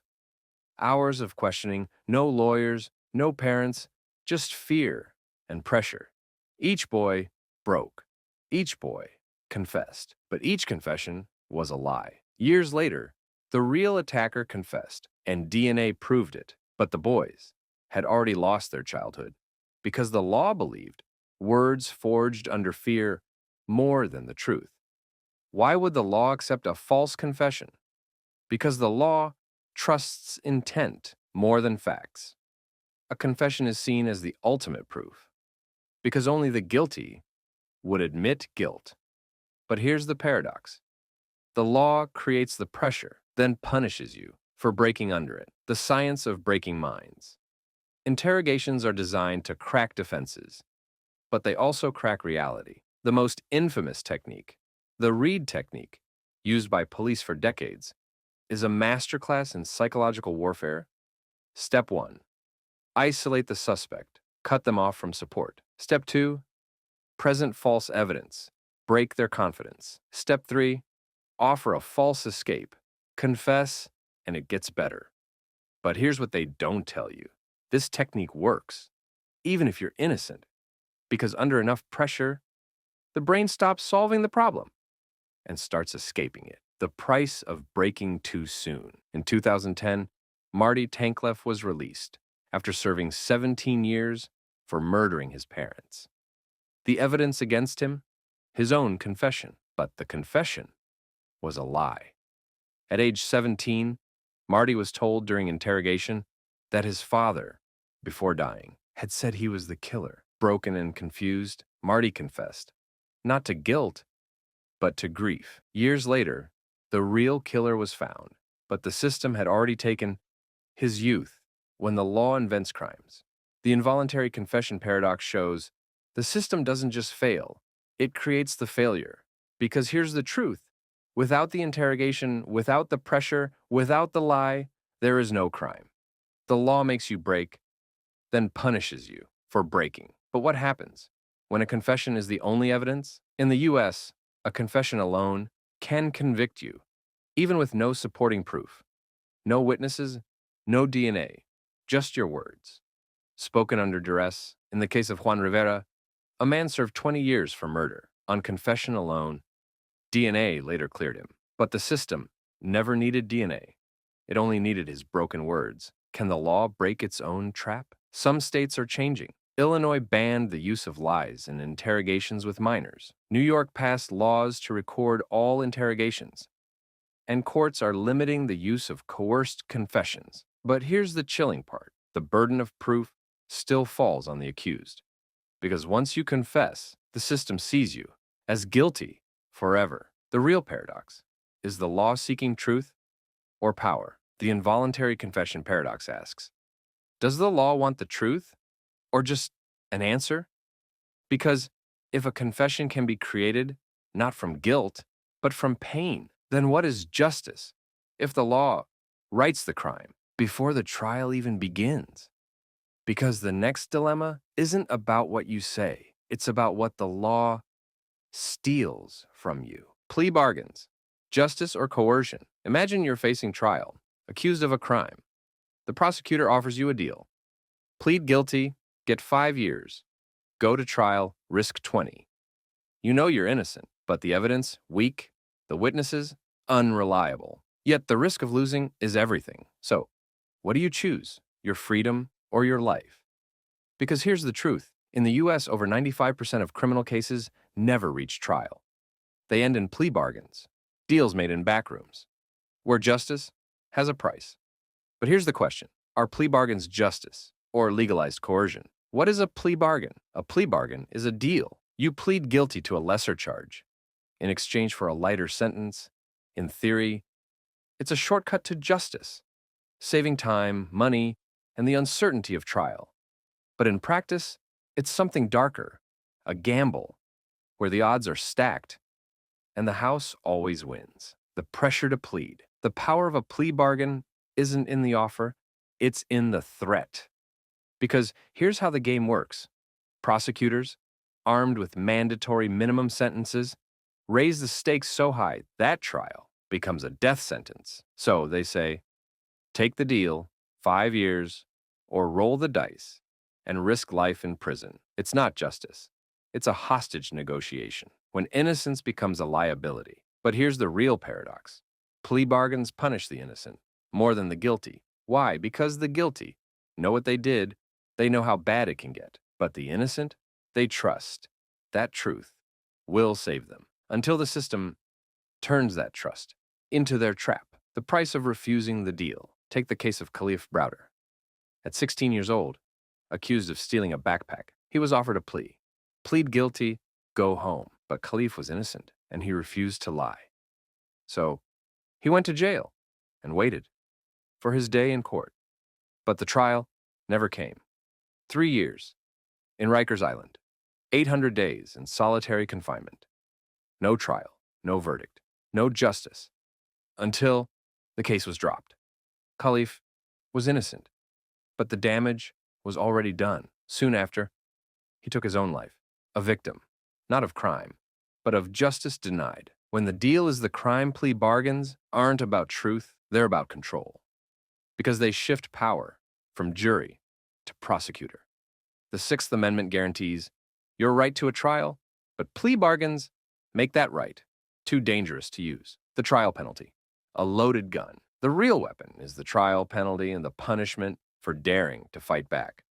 Studies show defendants who reject a plea receive sentences 3 to 10 times longer if they lose at trial. So the system asks, do you want justice or mercy? But here's the twist. Mercy is just another word for surrender. But what if you're guilty? Isn't a deal fair? Sure. For some, plea bargains are a lifeline, a chance to avoid the worst. But what happens when the law forces the guilty to lie, to survive? Because sometimes prosecutors demand a confession as part of the deal, even if the crime was someone else's. When innocence has a price. In 1978, 4 Navy sailors, the Norfolk Four, were accused of rape and murder. After hours of brutal interrogation, 3 took plea deals, confessing to a crime they didn't commit, just to escape the death penalty. The 4th refused and got life in prison. Years later, DNA proved them all innocent, but their lives were already destroyed. Can the system be fixed? Some reforms are breaking through. New York banned prosecutors from threatening harsher sentences for refusing a plea. Alaska limited plea deals for serious crimes. Some states now require video recordings of plea negotiations. But the real problem isn't in the deal, it's in the choice. Because when refusing a plea is more dangerous than committing the crime, that's not justice, that's coercion. The real question is justice negotiable?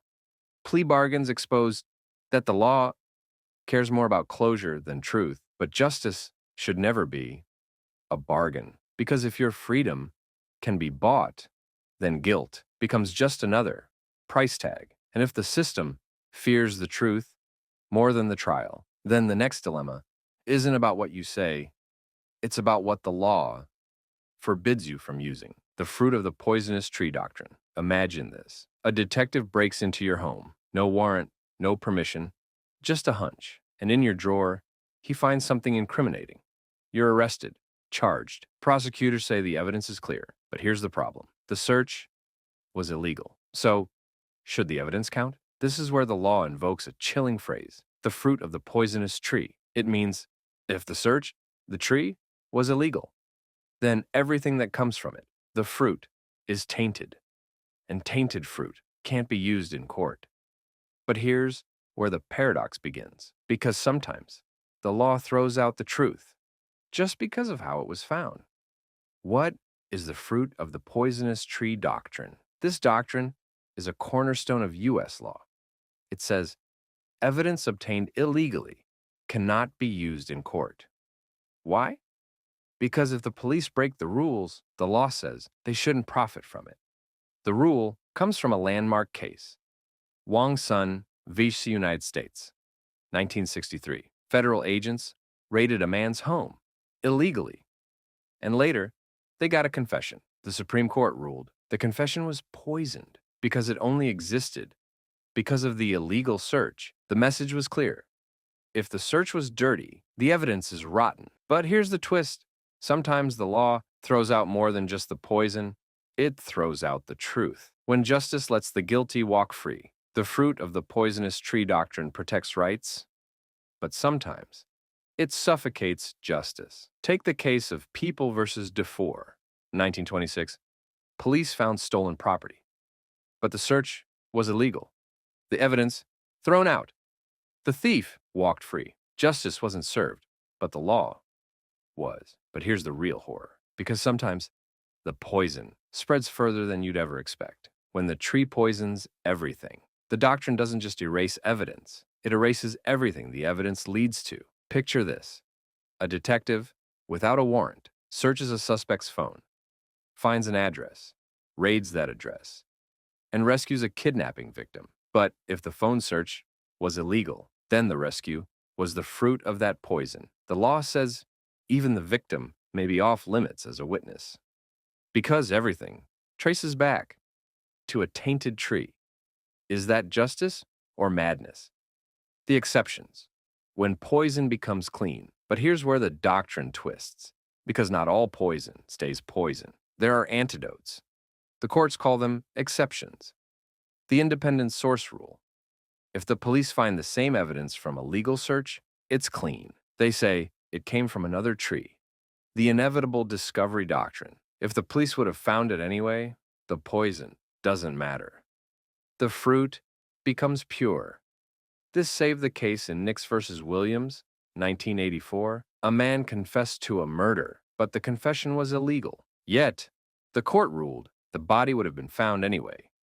So the evidence stayed. The attenuation doctrine. If too much time passes, the poison fades. The connection weakens. But here's the real paradox. When the cure becomes the poison, these exceptions are meant to fix the system, but they often break it because they give the police a shortcut. If officers know, they can argue inevitable discovery later. Why bother with a warrant at all? And here's the darkest part. Innocent people pay the highest price. When the poison punishes the innocent, imagine the police stop you illegally. They search your car, find nothing. But now, they know your name, your face, and suddenly, you're on their watch list. Next week, you're arrested for something unrelated. Was that arrest tainted by the first illegal stop? The law says probably not. But your life is already poisoned? Can this doctrine be fixed? Some say the rule is too harsh, that good evidence shouldn't be wasted just because the police made a mistake. Others say, without the rule, the police would break the law every single day. So, the system plays a dangerous game between freedom and truth. The real question, what is justice, truth, or process? Because here's the chilling question. Is justice about what is right or how it was found? If the police break the law but find the truth, do we punish them or the truth itself?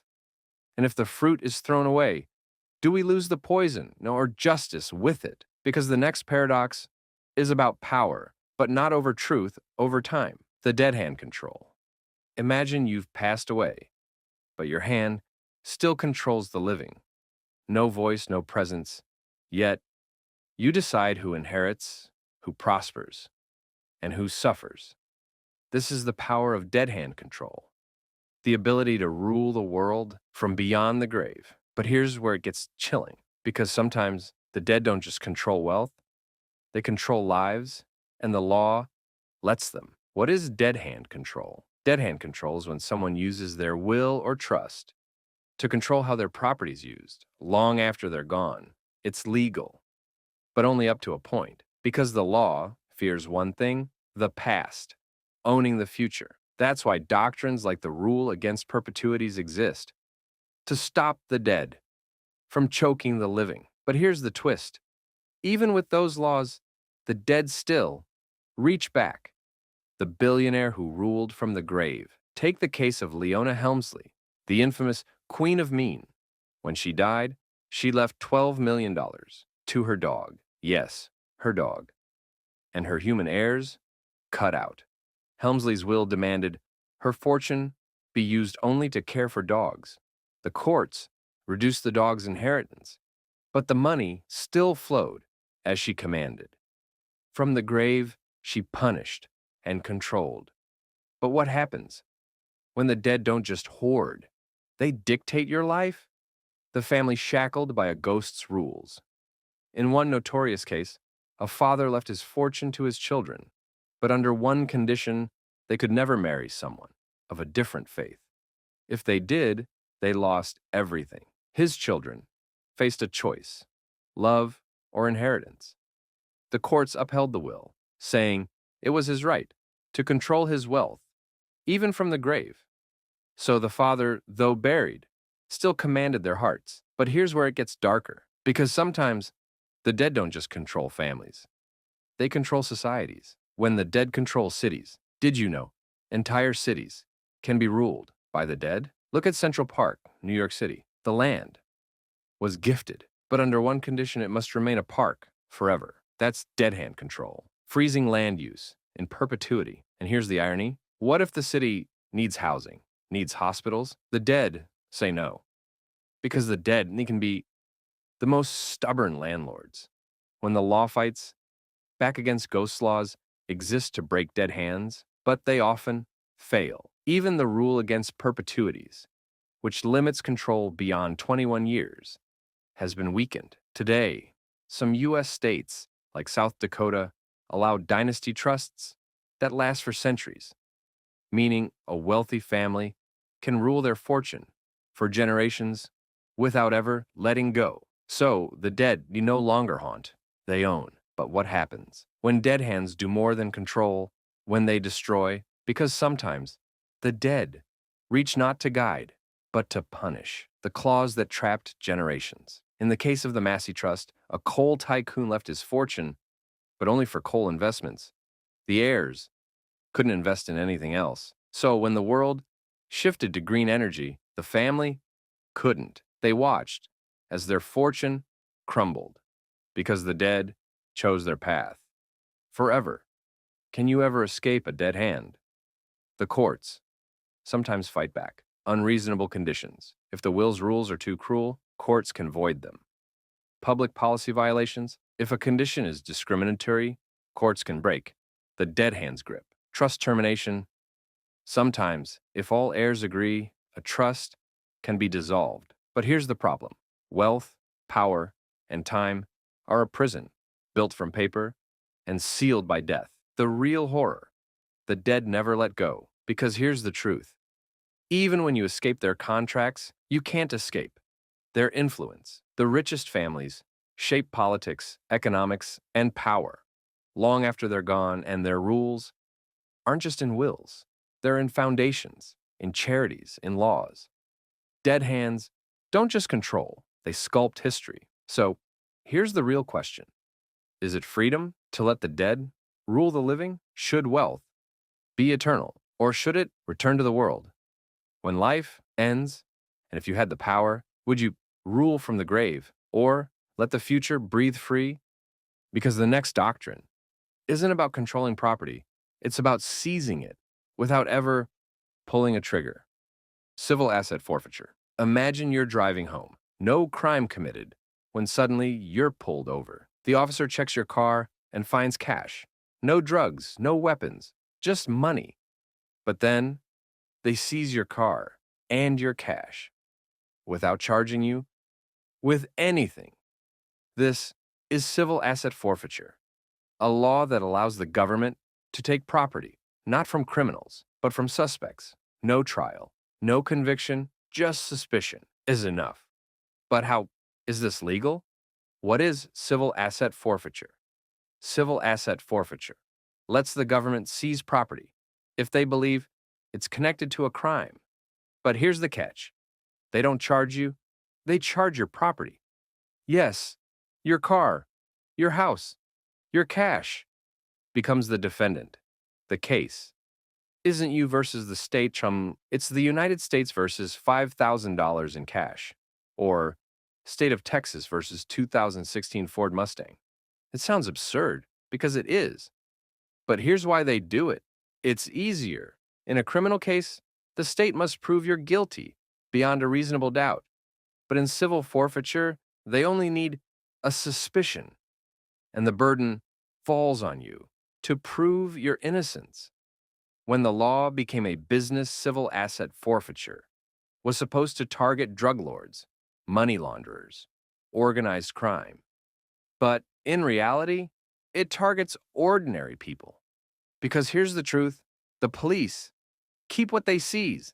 That means they profit from every car, every home, every dollar they take. And the more they seize, the more they earn. It's called policing for profit, and it's perfectly legal. The motel that was seized without a crime. Take the case of the Caswell Motel in Massachusetts. The Caswell family owned the motel for decades, but one day, the federal government tried to seize it. Why? Because over 14 years, drug deals had occurred on the property, not by the owners, but by guests. The Caswells had no knowledge, no involvement, yet they faced losing their entire livelihood, all because their property was guilty. By association, the family fought and won, but only after spending $100,000 in legal fees. And most people can't afford to fight. How hard is it to get your property back? The system is built to make reclaiming property impossible. Here's why. No lawyer provided. Because it's a civil case, you're not entitled to a public defender. If you can't afford a lawyer, you're on your own.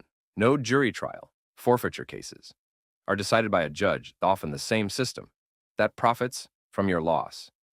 Reverse burden of proof. You, not the government, must prove your property was innocent. The highway robbery scheme. In some states, highways become hunting grounds.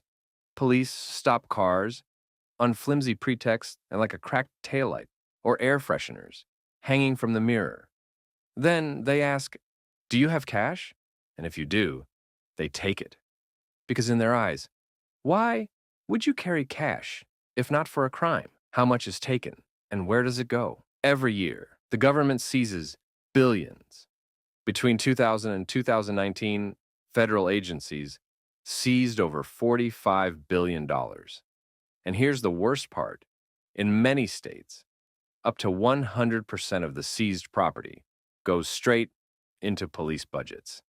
That means the same people who seize your property profit from keeping it. A sheriff in Georgia once bought a $90,000 Dodge Viper using forfeiture funds. In another case, police departments used forfeiture money to throw lavish parties, buy alcohol, and luxury items. This isn't justice, it's business. But what if you're innocent? Because here's the real horror. Civil asset forfeiture doesn't care if you're innocent. Take the case of Gerald and Royetta Gaines. Police raided their home looking for drugs. They found none. No charges, no arrests. But they seized the house because the couple's son had once sold $20 of marijuana on the porch. The parents lost their home because of a crime they didn't commit. Fighting back, but at what cost? Most victims never get their property back because it costs more to fight the seizure than the property is worth. In New Mexico, a woman had $30,000 seized without charges. The court fees to fight the case? $50,000. She lost, not because she was guilty, but because she couldn't afford to prove her innocence. Is this justice or piracy? Civil asset forfeiture turns law enforcement into bounty hunters. And the target isn't criminals, it's your property. Innocent people lose homes, cars, and savings without ever facing trial. Because under this system, guilt is assumed and innocence costs too much to prove. But here's what's even more twisted. Sometimes they seize first and never let go, even after innocence.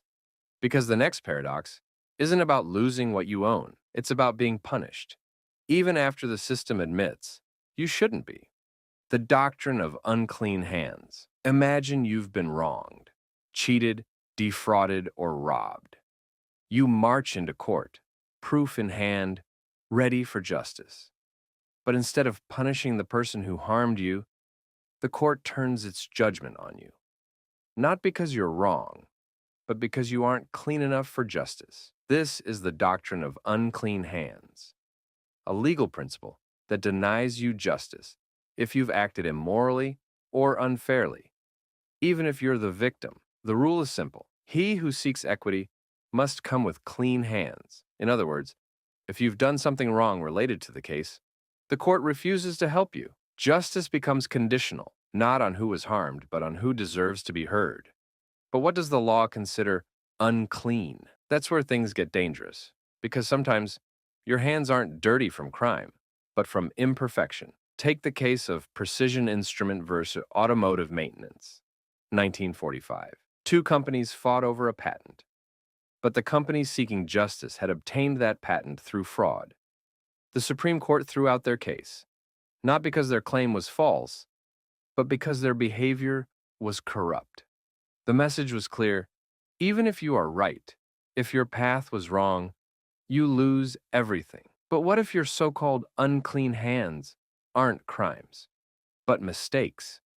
In one case, a landlord tried to evict a tenant for not paying rent, but the court denied the claim, not because the tenant was innocent, but because the landlord had failed to register the property correctly. A technical error, not deception, cost him justice. The tenant lived rent-free, not because they were right, but because the landlord wasn't perfect. Even worse, what happens when the guilty use the doctrine of unclean hands to escape justice entirely? Picture this. A contractor uses faulty materials to build your home. You sue, but they discover you once hired an unlicensed worker for repairs. Now your entire case could collapse. You were wronged, but your unrelated mistake becomes their defense. Justice turns into a mirror, where your faults reflect back at you. But here's where the doctrine turns from unfair to frightening.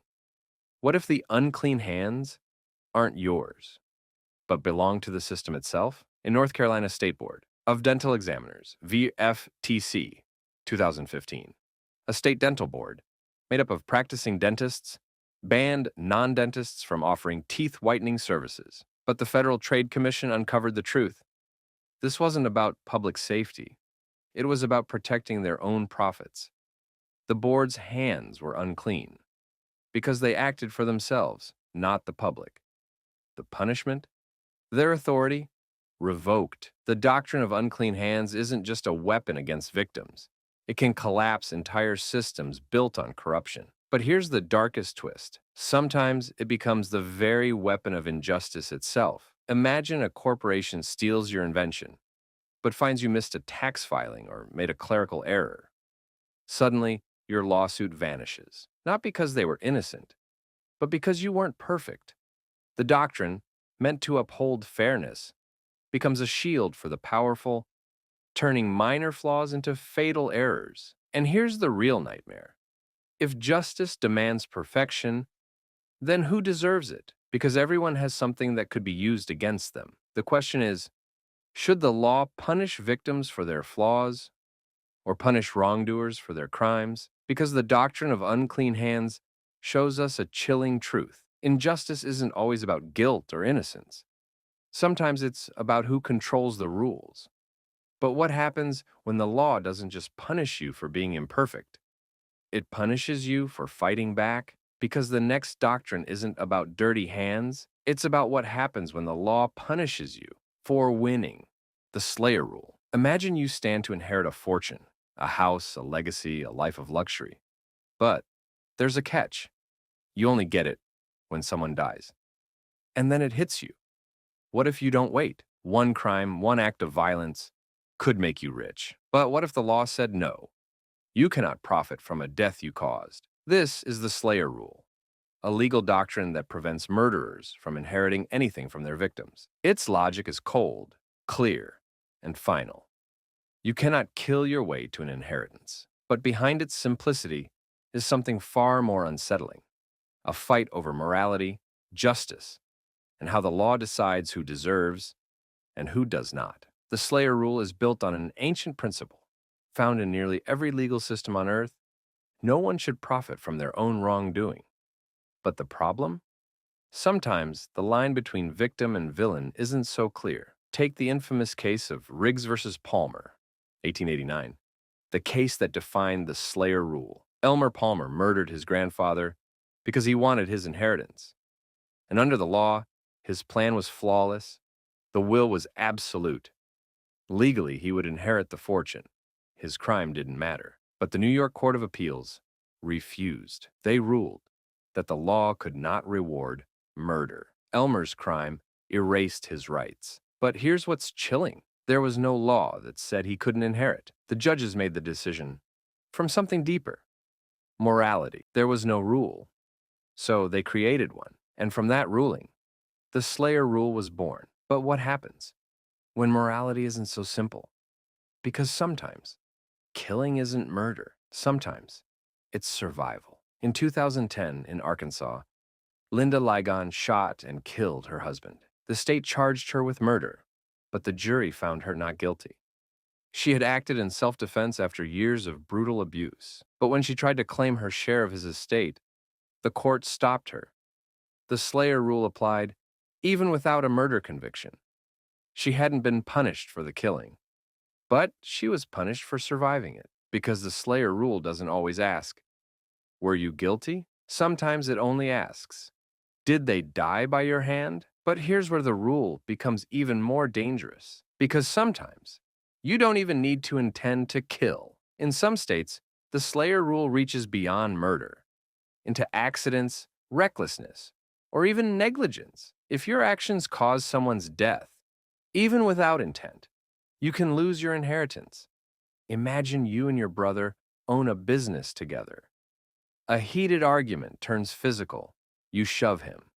He falls, hits his head, and dies. You never planned it, never wanted it. But under the Slayer rule, you may lose everything. But sometimes this rule doesn't just deny you an inheritance, it denies you justice. Look at Cushing versus Dupuis, 2001. A man killed his abusive father in self-defense.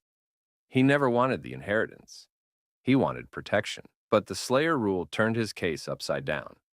His family sued to cut him out of the estate, not because he wanted money, but because they wanted revenge. The Slayer rule, meant to punish the guilty, became a weapon against the innocent. And it gets darker, because sometimes you don't even have to kill. You just have to want to. In some states, conspiracy alone is enough. If you plan to kill someone for their inheritance, even if you never go through with it, the law can disinherit you. No blood, no crime, just intent, and your future erased. So, what is the Slayer rule, really? Is it justice or judgment? Because it punishes more than crime. It punishes motive. It punishes fear. It punishes survival. And here's the darkest part, sometimes. It punishes the wrong person entirely. Because what if the murderer is never caught, but someone else, someone innocent, is accused? The Slayer rule locks their inheritance behind guilt, and guilt behind accusation, turning justice into a prison built from suspicion. So, here's the real question. Does justice mean denying the wicked their reward, or does it mean protecting the innocent from losing everything? Because the Slayer rule teaches one terrifying lesson. When the law decides who deserves, it doesn't just judge the guilty, it judges us all. But what happens when the law doesn't just punish your crime, it punishes your existence? Because the next law doesn't decide what you can inherit. It decides if you have the right to exist at all. The felony disenfranchisement rule. Imagine you commit a crime. You serve your time, you pay your debt, you walk out of prison, free. But then, you try to vote, and the state tells you, no. You're no longer part of democracy. You're no longer part of us. This is the felony disenfranchisement rule, a law that strips voting rights from convicted felons, sometimes for years, sometimes for life. The reasoning seems simple. If you break society's rules, you lose the right to help shape them. But beneath that logic lies something darker, because this rule doesn't just punish crime, it punishes existence.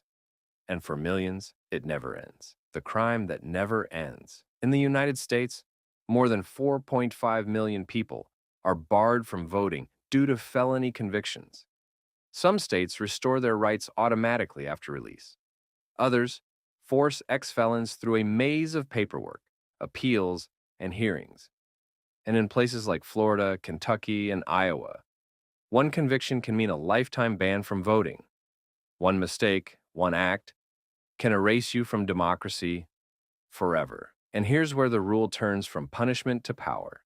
Because felony disenfranchisement laws aren't just about justice.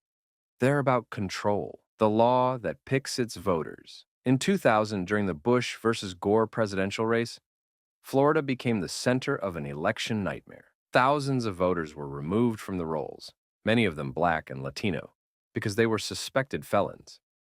Some weren't even criminals, but the law didn't care.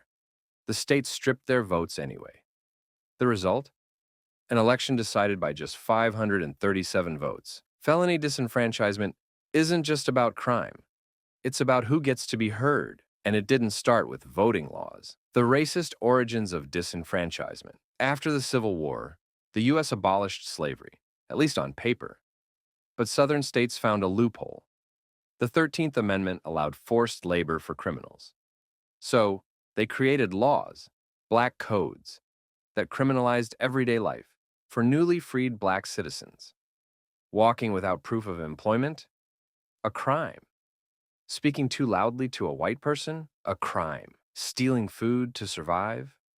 A crime. The result? Thousands of black men thrown into prisons, stripped of their rights, and, most importantly, stripped of their votes. Disenfranchisement wasn't about justice.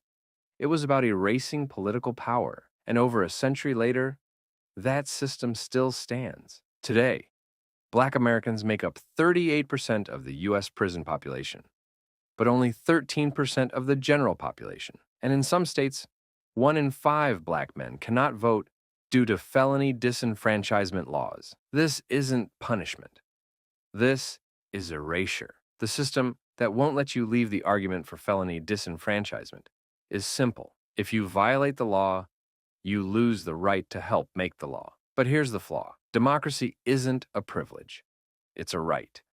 And even when felons finish their sentences, when they work, pay taxes, and live among us, the law still treats them as outsiders, and the system makes sure they stay outsiders. In Florida, voters overwhelmingly passed Amendment 4 in 2018, a law meant to restore voting rights to 1.4 million ex-felons. But state lawmakers fought back, passing a new rule that required ex-felons to pay all court fees before regaining their rights. The problem?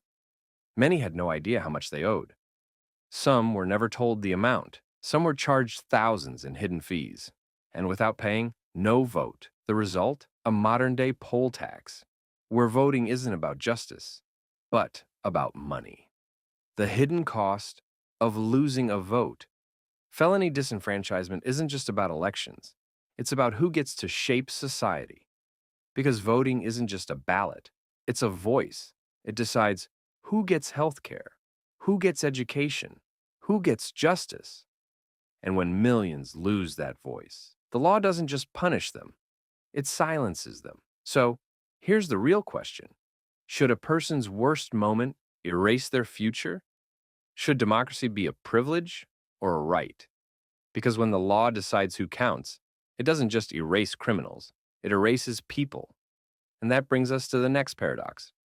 What happens when the law isn't just unfair, but deliberately misleading? The willful ignorance doctrine. Imagine you're about to make a deal, one that seems too good to be true, a briefcase full of cash, a signed contract, a handshake. You don't ask questions. You don't check where the money came from. You don't want to know. But later the police show up. That cash? Stolen. That deal?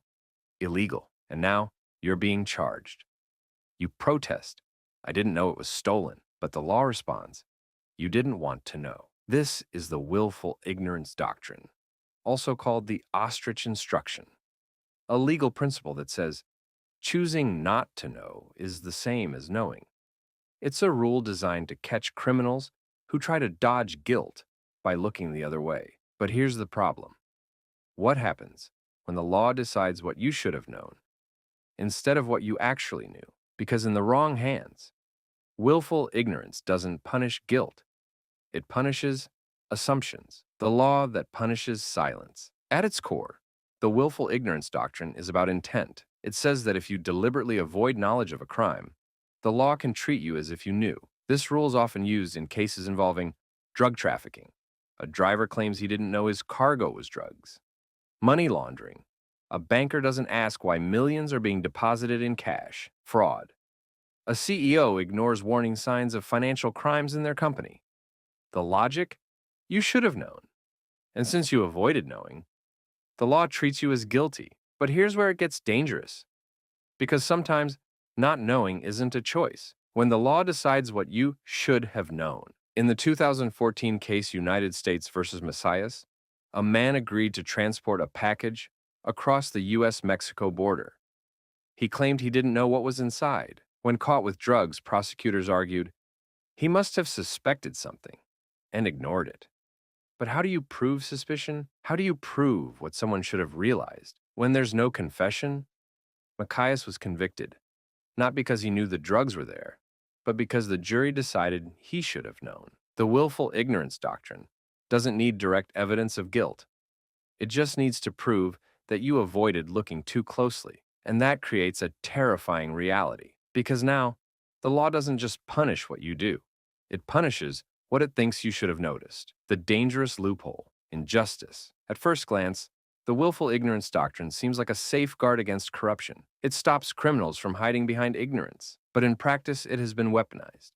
Because courts don't always require clear signs that someone deliberately avoided the truth. Sometimes they just ask, would a reasonable person have figured it out? And that means your guilt might not be based on what you knew, but on what a jury thinks you should have known. Imagine working in a company where your boss commits fraud. You never participated, never saw any emails about it, but later, the company collapses, and investigators ask, you were there. How could you not have known?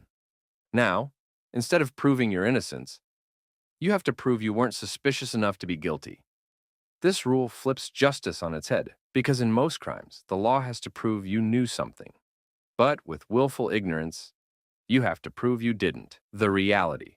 Assumptions can cost you everything. In 2010, the case United States versus Heredia involved a woman driving with 500 pounds of marijuana in her car. She claimed she had no idea it was there, but admitted she smelled something strange before she was pulled over. That was enough. The court ruled she must have suspected something and chose not to investigate. The result? She was convicted, not for what she knew, but for what the jury assumed she should have realized. This is the power of willful ignorance. It's meant to stop criminals from dodging guilt, but too often, it does something worse. It creates guilt where none existed, when not knowing is safer than asking. The most ironic part of this rule, it doesn't just punish criminals, it incentivizes ignorance. Because if you ask too many questions, you might learn something illegal. And if you learn something illegal, you might be obligated to act. But if you never ask at all, you might still be guilty. So the safest option? Stay silent. Don't investigate. Don't question. Don't notice. Because the law can't convict you if you don't exist. And that brings us to the next paradox. What happens when the law doesn't just punish what you ignore, but punishes you for telling the truth? The Perjury Trap. Imagine you're called to testify in court. You swear to tell the truth, the whole truth, but as the questioning unfolds, something feels wrong. The prosecutor isn't just asking about what happened, they're leading you down a path, forcing you to answer questions you weren't prepared for. You try to be careful, you try to be precise, but one mistake, one slip of memory, and suddenly you're not a witness anymore. You're the defendant. This is the Perjury Trap, a legal tactic where prosecutors don't just seek the truth. They seek to catch you in a lie, and once they do, the original case doesn't matter. Only your mistake does, because in the eyes of the law, it's not about what you did. It's about what you said. The law that turns you into a criminal perjury, the crime of lying under oath, is a serious offense. It exists to protect the integrity of the court. If witnesses could lie without consequence, justice would collapse. But here's where the perjury trap twists this principle. It doesn't just punish intentional lies. It punishes honest mistakes. It works like this. Step 1. A person is subpoenaed to testify, often with little time to prepare. Step 2. The prosecutor asks broad, complicated, or unexpected questions. Step 3. The witness answers, trying to be truthful. Step 4. If even one statement contradicts a previous answer. Step 5.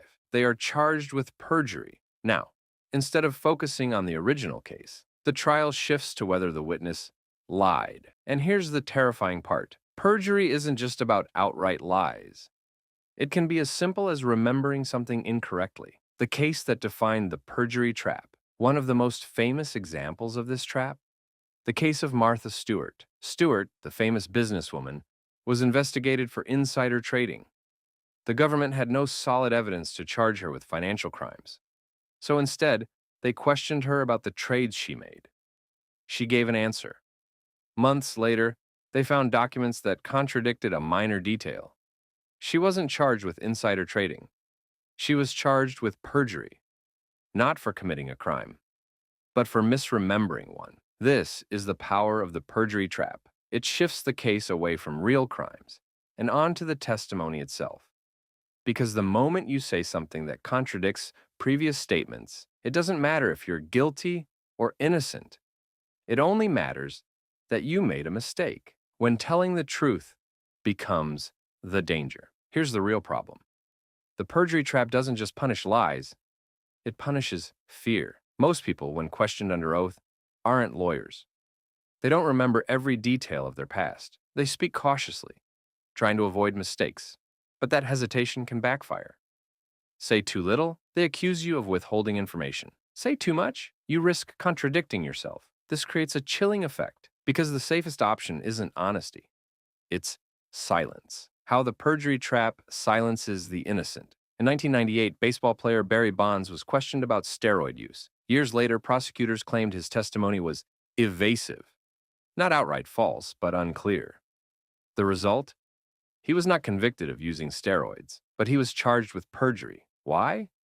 Because instead of saying yes or no, he gave long, uncertain answers. The perjury trap doesn't just punish falsehoods, it punishes hesitation.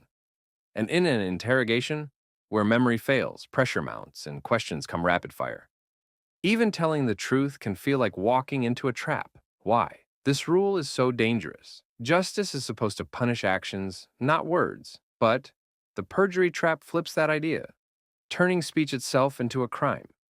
It allows prosecutors to shift focus away from real offenses and instead manufacture a case out of a simple inconsistency. Because when the words become the crime, truth stops being protection. And once that happens, anyone can become a criminal. So, here's the terrifying question. If testifying puts you at risk and remaining silent makes you look guilty, how do you protect yourself? Because the next paradox isn't about lying. It's about what happens when the law forces you to speak, even when your words could destroy you.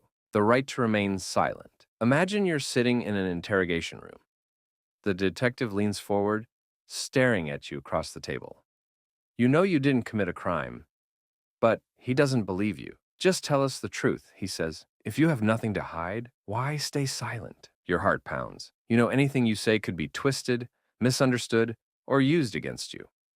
But if you say nothing, does that make you look guilty? This is the paradox of the right to remain silent, a fundamental legal protection that is meant to shield you from wrongful prosecution. But in practice, it often does the opposite. Because in the court of law and the court of public opinion, silence isn't just silence, it's suspicion. The law that protects you. Until it doesn't. The Fifth Amendment to the U.S. Constitution guarantees that no person shall be compelled in any criminal case to be a witness against himself. In simple terms, you don't have to say anything that could incriminate you. It's a powerful shield. The problem? It doesn't always work the way you think it does. Take the case of Salinas versus Texas, 2013, where a man was suspected of murder. Before his arrest, He voluntarily spoke to police, answering every question, until they asked about the murder weapon. Then he went silent. At trial, the prosecutor told the jury, an innocent man wouldn't have refused to answer. That silence. It was used against him as evidence of guilt, and the Supreme Court agreed, because he hadn't explicitly invoked his Fifth Amendment right. His silence was fair game. The paradox of staying silent. Here's the trap. You have the right to remain silent. But if you stay silent the wrong way, that silence can be used against you. To legally protect yourself, you have to say out loud that you are invoking your Fifth Amendment right. But even then, silence isn't always safe. In 1996, a man named Richard Tom was involved in a car accident that killed a young girl. When police arrived, he was shaken, but he never asked about the victim. Prosecutors later argued that his silence showed a lack of remorse and helped convict him. Silence, they said, was proof of guilt. And here's the terrifying part. This logic doesn't just apply in court, because once the public hears that someone refused to answer, the damage is done. Imagine watching a trial where the accused refuses to speak. Doesn't that feel suspicious? Even if they're completely innocent, their silence creates doubt. And in the world of public perception, doubt is deadly. When speaking is the bigger danger, the right to remain silent exists because speaking under pressure is dangerous. Innocent people confess to crimes they never committed all the time. Why? Because interrogations are designed to break you. Police can lie about evidence, tell you that confessing will help you, keep questioning you for hours until exhaustion breaks your will. And once you say anything, even something innocent, prosecutors can twist your words. That's why legal experts say, never talk to the police without a lawyer. It's not about guilt. It's about survival. And yet, if you stay silent, you look guilty. If you speak, you risk incriminating yourself. So here's the question. If the only safe choice is silence, but silence is treated as guilt, then do you really have the right to remain silent? Because the next paradox isn't about staying quiet. It's about being punished for thoughts you never acted on. The phantom crime problem? Imagine waking up one morning to a knock on your door. Police officers are waiting outside. You haven't committed a crime. You haven't hurt anyone, but they're here to arrest you anyway. Why?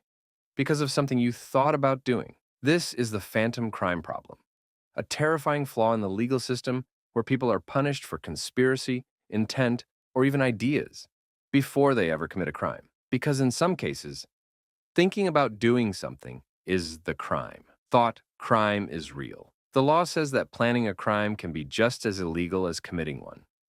In the US, if you and another person discuss robbing a bank but never actually rob it, you can still be charged with conspiracy. In the UK, if you download terrorist materials out of curiosity, even without intent to use them, you can be arrested for it. In China, you can be imprisoned for spreading dangerous ideas, even if you never act on them. The phantom crime problem is the ultimate legal paradox. You don't need to break the law for the law to break you. The thought that became a crime. Take the case of Hamad Khalifa, a young man arrested in the UK in 2015. His crime? He had downloaded a single extremist manual. He never used it. He never built a bomb, but the court ruled that owning the material alone meant he had dangerous intent. He was sentenced to 8 years in prison, not for what he did, but for what he might have done. This isn't just theory. This is happening now, in real courts, to real people. When what if becomes a prison sentence. Thought-based crimes exist to prevent violence.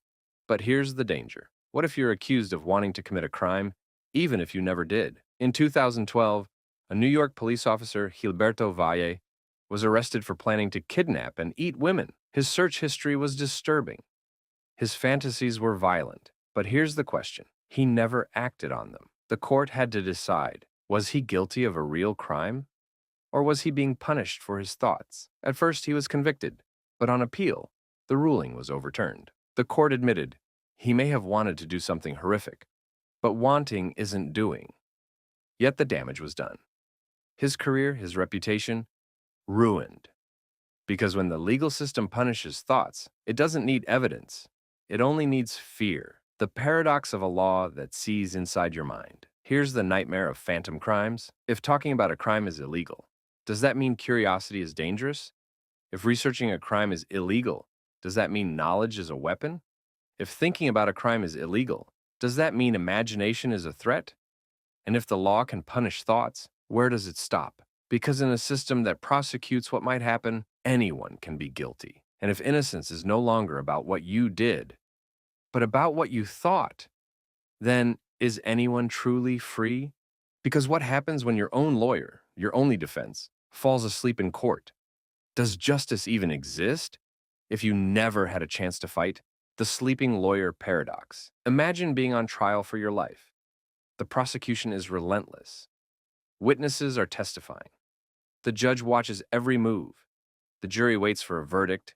And your lawyer, your only defense, he's asleep. This is the sleeping lawyer paradox. A disturbing reality in the legal system where incompetent, unprepared, or even unconscious attorneys still count as adequate defense. Because in many courts, if your lawyer fails you completely, you still lose. The lawyer who slept through a death sentence. The most infamous case of this paradox, Calvin Buridan, a Texas man sentenced to death in 1984. His trial lasted 2 days. His court-appointed defense lawyer slept through hours of testimony. Not once, not twice, but repeatedly. Buridan's life was literally on the line, and his lawyer was asleep at the table. But when Buridan appealed, the Texas Court of Criminal Appeals ruled, sleeping is not the same as ineffective counsel. They argued that unless he could prove his lawyer's naps changed the outcome, his conviction would stand. Think about that. You can be sentenced to death with a sleeping lawyer, and the court still calls it a fair trial. It took nearly 20 years for Buridan's conviction to be overturned. But how many others, less lucky, less noticed, were executed without ever having a real defense? When bad lawyers win. By losing this paradox isn't just about sleeping lawyers. It's about the legal system's fear of admitting failure. Because here's the terrifying reality. Courts don't like to overturn convictions. Even when the defense was clearly broken, appeals courts often refuse to act. In Strickland versus Washington, 1984, the U.S. Supreme Court ruled that a defense lawyer can be awful, careless, and incompetent. But unless you can prove their failure directly led to a wrongful conviction, it still counts as effective assistance. In 1999, a man named George McFarland was sentenced to death in Texas. His lawyer slept through most of the trial. The judge, he saw it, but ruled the trial was fair. In 2003, Kevin Wiggins was sentenced to death. His lawyer didn't even investigate his background, missing key evidence that could have saved him. Time and time again, defendants are left to fight with useless lawyers, and the courts tell them, that's your problem, when the law protects itself, not you. Why does this happen? Because the justice system doesn't want to admit mistakes. If courts overturned cases every time a lawyer failed their client, the system would collapse under its own weight. Appeals would skyrocket. Convictions would be questioned. The government would have to admit that the justice system isn't always just. So instead of fixing the problem, they redefine it. They say, your lawyer was bad, but not bad enough. They say, you had a lawyer. What more do you want? Even if that lawyer failed completely. Even if they were asleep. Even if they never tried. To the system, justice isn't about fairness. It's about finality. And once the system decides you're guilty, it will fight to keep it that way. The ultimate legal paradox. Here's the horror of the sleeping lawyer paradox. Justice isn't just about laws. It's about whether someone will fight for you. And if your defender fails you, if the very person meant to protect you abandons you, then does a trial even count? Because if your only defense is broken, was there ever justice at all? Because what happens when someone is convicted of murder, but the body is never found? Can you prove a crime without proof that it ever happened? The missing body problem? Imagine being convicted of murder. Life in prison, no parole. Society calls you a monster. But there's one problem. There's no body, no crime scene, no forensic evidence, no undeniable proof that a person is even dead. This is the missing body problem, a legal paradox where people are convicted of murder, without a corpse to prove the crime ever occurred. Because sometimes, in the eyes of the law, a disappearance is enough. Convicted without a body. The case of Thomas Mulhenny. In 1884, Thomas Mulhenny was convicted of murder. The case was bizarre. There was no body. There was no direct evidence. Just rumors, suspicions, and a missing person. The prosecution claimed Mulhenny had killed his business partner, hidden the body, and covered his tracks. His defense? How can you prove murder if there's no body? But the jury convicted him anyway. Mulhenny was sentenced to life in prison, not because the prosecution could prove a killing, but because they made a compelling story. How can the law prove someone is dead without a body? For centuries, the legal system followed one rule. No body equals no murder conviction. Because without a body, how do you prove someone is dead and not just missing? How do you prove they were murdered and didn't just disappear? How do you prove who did it when there's no physical evidence? But over time, courts changed the rules. They started convicting people based on circumstantial evidence alone, even when no body was found. Now, prosecutors don't need a corpse. They just need a theory. The case that changed everything. The murder without a body. One of the most famous no-body cases, the murder of Richard Colvin Cox. Cox was a military cadet who disappeared from West Point in 1950. No remains were found, no blood, no proof of a struggle. But in 1986, 36 years later, prosecutors reopened the case. They built a story. Cox had been murdered.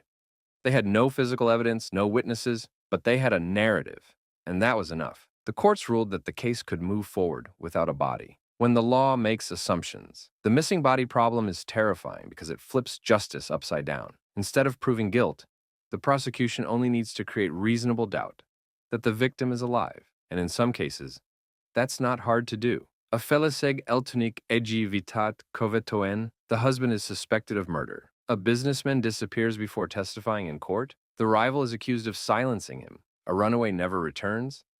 The ex-boyfriend is blamed. Even if there's zero forensic proof, even if the victim is simply gone.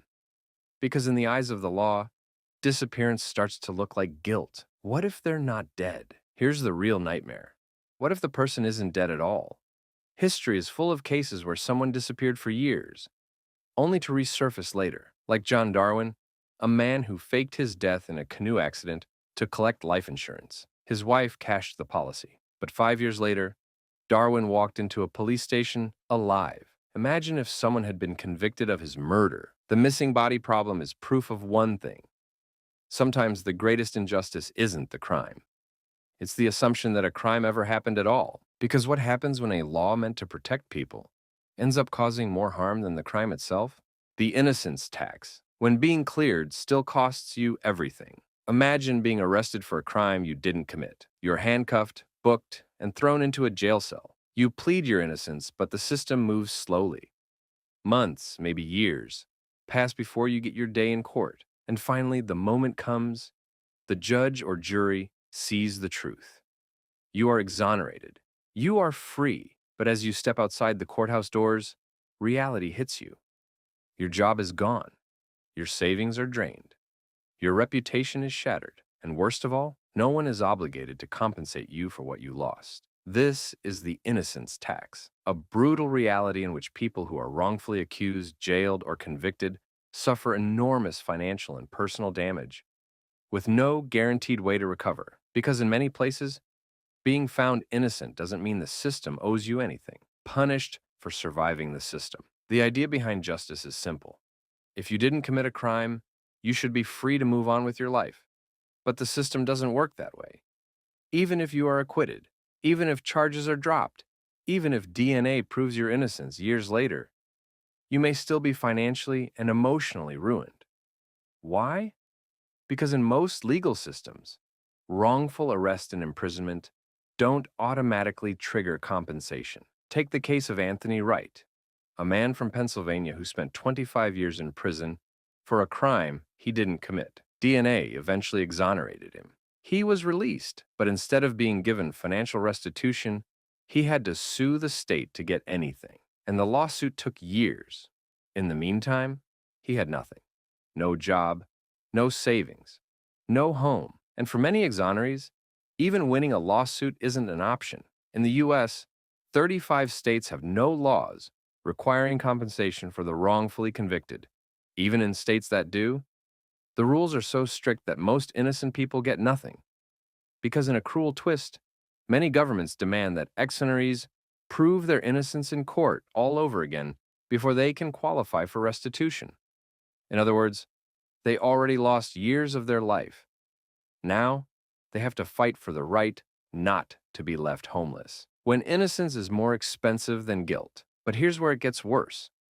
Sometimes people pay the innocence tax even when they were never convicted. Consider bail. Let's say you're arrested, falsely accused, and thrown in jail. The judge sets bail at $100,000, an amount you could never afford. Your choices? 1. Stay in jail for months or years awaiting trial, risking your job, home, and family. Pay a bail bondsman a non-refundable fee of 10%, $10,000, just to walk free. If you take option 2, here's what happens. Even if you go to trial and are found completely innocent, even if the judge declares you should never have been arrested in the first place, you never get that bail money back.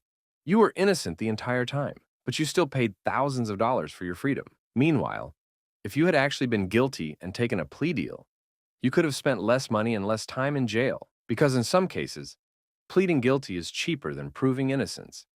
That is the true horror of the innocence tax. The system makes fighting for justice more expensive than accepting punishment. The system fears the cost of admitting mistakes. So why doesn't the system compensate the innocent? Because acknowledging mistakes costs money. Governments know that wrongful arrests, prosecutions, and imprisonments happen all the time. But if they admit that every innocent person they've accused is owed something, it would bankrupt the system. So instead, they create legal roadblocks, forcing exonerees to go through endless appeals just to get the money they deserve. And in many cases, these roadblocks work. After spending 36 years in prison for a wrongful conviction, Ricky Jackson was released in 2014. His entire adult life had been stolen from him, but when he applied for compensation, the state initially denied him, on a technicality, because in the government's eyes, justice wasn't about what happened to him. It was about protecting the system from accountability. What does justice really mean? The innocence tax is a paradox. The system claims to care about fairness.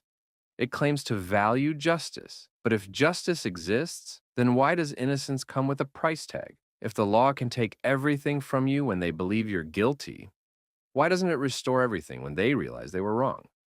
Because the next paradox isn't just about financial loss. It's about a system where proving your innocence can actually make people trust you less. Because what happens when the harder you try to prove you're innocent, the more people assume you're guilty? The Kafka Trap.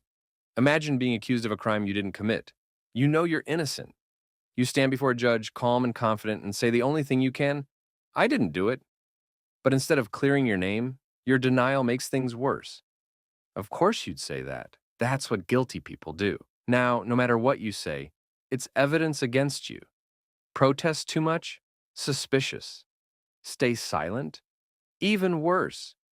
You're trapped in a system where innocence is impossible to prove because the very act of denying guilt is treated as proof of guilt. This is the Kafka Trap, a paradox named after Franz Kafka, whose novel The Trial describes a man who is arrested but never told his crime, only that denying guilt makes him look even more guilty. But this isn't just fiction. This is real, and it has destroyed lives. When innocence is not an option, the Kafka Trap is one of the most terrifying flaws in legal and political systems. It turns any defense into an admission of guilt. If you deny the accusation, it means you're lying.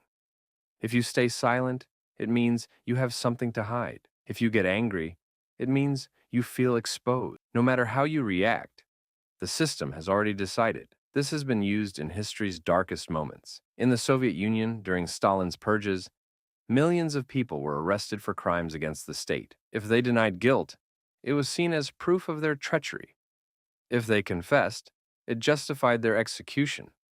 Many were tortured into signing false confessions. because their denial was considered meaningless. During the Salem witch trials in 1692, the Kafka Trap was taken to horrifying extremes. If a woman was accused of witchcraft and denied it, she was told her refusal to confess was proof she had made a pact with the devil. If she confessed, she was executed anyway. The only way to survive? Accuse someone else. Even today, the Kafka Trap is alive in modern interrogations. Police sometimes use psychological techniques, where they claim that innocent people will always confess. If you insist you didn't do it, you're being uncooperative. If you ask for a lawyer, they say you have something to hide. But here's the real horror. Sometimes, it's not just the legal system that uses the Kafka Trap. When society decides guilt without trial, the Kafka Trap exists in the court of public opinion too. In the age of social media, accusations can be life-destroying. If someone is accused of a crime or wrongdoing online, people expect them to confess. If they deny it, they are labeled as manipulators. If they go silent, they are assumed to be guilty. If they push back, they are attacking their accuser. In many cases, innocence doesn't matter, because people have already decided who they believe. In 2006, the Duke University lacrosse team was accused of a brutal crime. The media, activists, and the public immediately condemned them. When they denied the charges, it was called proof of privilege and arrogance. When evidence later showed they were innocent, it was too late. Lives had already been ruined. And the Kafka Trap doesn't just apply to individuals. Entire groups, institutions, and even political movements have been accused in ways where denying wrongdoing is seen as proof that the wrongdoing exists. The ultimate legal horror, no escape. The Kafka Trap isn't just a logical fallacy, it's a weapon. It means that no defense is ever good enough, because in a system where denying guilt is seen as guilt, no one is innocent. And if there is no way to prove innocence, then there is no justice at all. Because what happens when the person deciding your fate isn't just biased, but isn't even human? Because the next paradox isn't about guilt or innocence. It's about whether a machine should decide your future. The AI judge. Dilemma. Imagine standing in court, waiting for your sentence. The judge looks down at you. But this judge doesn't wear a robe, doesn't sit on a bench, doesn't even blink, because this judge isn't human. This is the AI judge dilemma, the legal paradox of whether machines should decide guilt and punishment. Right now, artificial intelligence is already used in the legal system. Algorithms predict crime rates. Software decides bail amounts. Automated systems recommend sentencing lengths. In China, actual AI judges already exist, ruling on small civil cases. But what happens when AI moves from recommendation to absolute authority? When the algorithm controls your fate? The argument for AI judges is simple. Humans are biased. A human judge might be influenced by race, gender, or social status. A human judge can be swayed by emotions or fatigue. A human judge can be corrupt, lazy, or incompetent.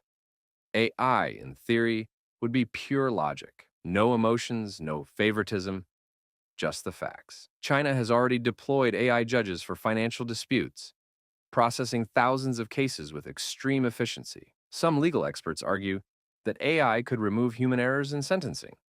Instead of relying on a judge's gut feeling, AI could ensure fair, consistent punishments. But here's where the nightmare begins. Because justice isn't just about logic. When the system becomes a machine, AI doesn't understand fairness. AI understands patterns. AI judges could look at past cases and determine that certain people, based on age, location, or background, are statistically more likely to commit crimes. AI judges could be trained on biased data, making them replicate human prejudice instead of removing it. AI judges don't understand morality, only probability. And once an AI judge makes a decision, who do you appeal to? A human or another machine? The legal system with no mercy. One of the most chilling examples of AI injustice, Compass. A real algorithm used in the US to predict whether someone will commit another crime. It was supposed to be neutral. Instead, it wrongly labeled black defendants as high risk at twice the rate of white defendants. Not because it was designed to be racist, but because it learned from past legal data, and past legal data is already biased. If an AI judge is trained on a broken system, it won't fix the system. It will just automate the injustice. The nightmare of a court with no humans. Imagine a future where judges, juries, even lawyers are replaced by artificial intelligence, a system where your guilt is decided before you even speak. A court where the sentence is calculated by probability, not evidence. A justice system with no emotions, no second chances, no humanity. And once we let AI decide the law, who will hold it accountable? Because if justice is reduced to numbers, if the law becomes pure logic, then does fairness even exist anymore? The lottery of justice. Imagine two people charged with the same crime. One walks free, the other is sentenced to life. One is rich, the other is poor. One gets a good lawyer, the other gets a public defender who barely remembers their name. One gets a merciful judge, the other, a judge who just had a bad day. Same crime, same system. Two completely different fates. Because the truth is this: justice isn't fair. It's random. It's a lottery. And no one ever tells you that you're playing. The law is a coin. Flip from the moment you enter the legal system. Your fate is already out of your hands. Who your judge is, who your lawyer is, who sits on your jury, where your trial is held, what mood the prosecutor's in, what case came before yours that morning, even the time of day your trial starts.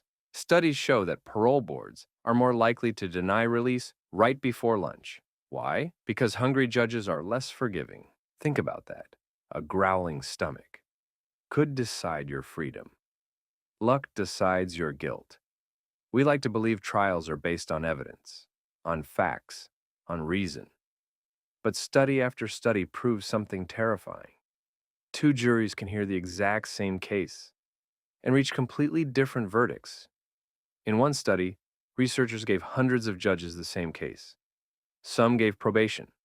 Some gave years in prison. Same facts, same crime. Wildly different punishments. Because justice isn't just blind. Sometimes it's aimless. The same crime, different sentences. Picture this. Two people commit the exact same crime. One pleads guilty, the other fights in court. The guilty plea gets them a reduced sentence. The trial, a maximum sentence. Not because of what they did, but because they refused to make the system's job easier. Or take two people caught with drugs, one in a wealthy suburb, given rehab, one in a poor neighborhood, given prison. Or worse, two men commit the same crime. One is white, the other is black. The statistics don't lie. A black defendant is more likely to get convicted, more likely to get a harsher sentence, more likely to get the death penalty. Not because of guilt, not because of danger, but because of luck. The luck of who they were born as. The death penalty, a game of chance nowhere, is the justice lottery more horrifying than in death penalty cases. In America, two people convicted of identical murders might face two completely different fates. One executed, one given life in prison. Why? Because the death penalty isn't given to the worst criminals. It's given to the unluckiest ones. A bad lawyer, a biased jury, a technicality that worked against them. The biggest predictor of whether someone gets sentenced to death? Where they committed the crime. In some states, the death penalty is almost never used. In others, it's a certainty. Imagine if your life was decided not by what you did, but by which side of a state border you were on. That's not justice. That's a lottery. The cost of an innocent life. And here's where it gets even more terrifying. How many innocent people have been caught in this broken game? The answer? Too many. For every 8 people executed in the U.S., 1 has later been exonerated. Think about that. That's not a margin of error. That's a system designed to kill the wrong people. And for every innocent person freed, how many more were buried before the mistake was found? When justice is just a number. The justice system runs on statistics. How many cases were cleared? How many convictions were won? How many plea deals were made? And when the system cares more about numbers than people, the outcome is obvious, because prosecutors don't seek justice, they seek convictions. Police don't solve crimes. They close cases.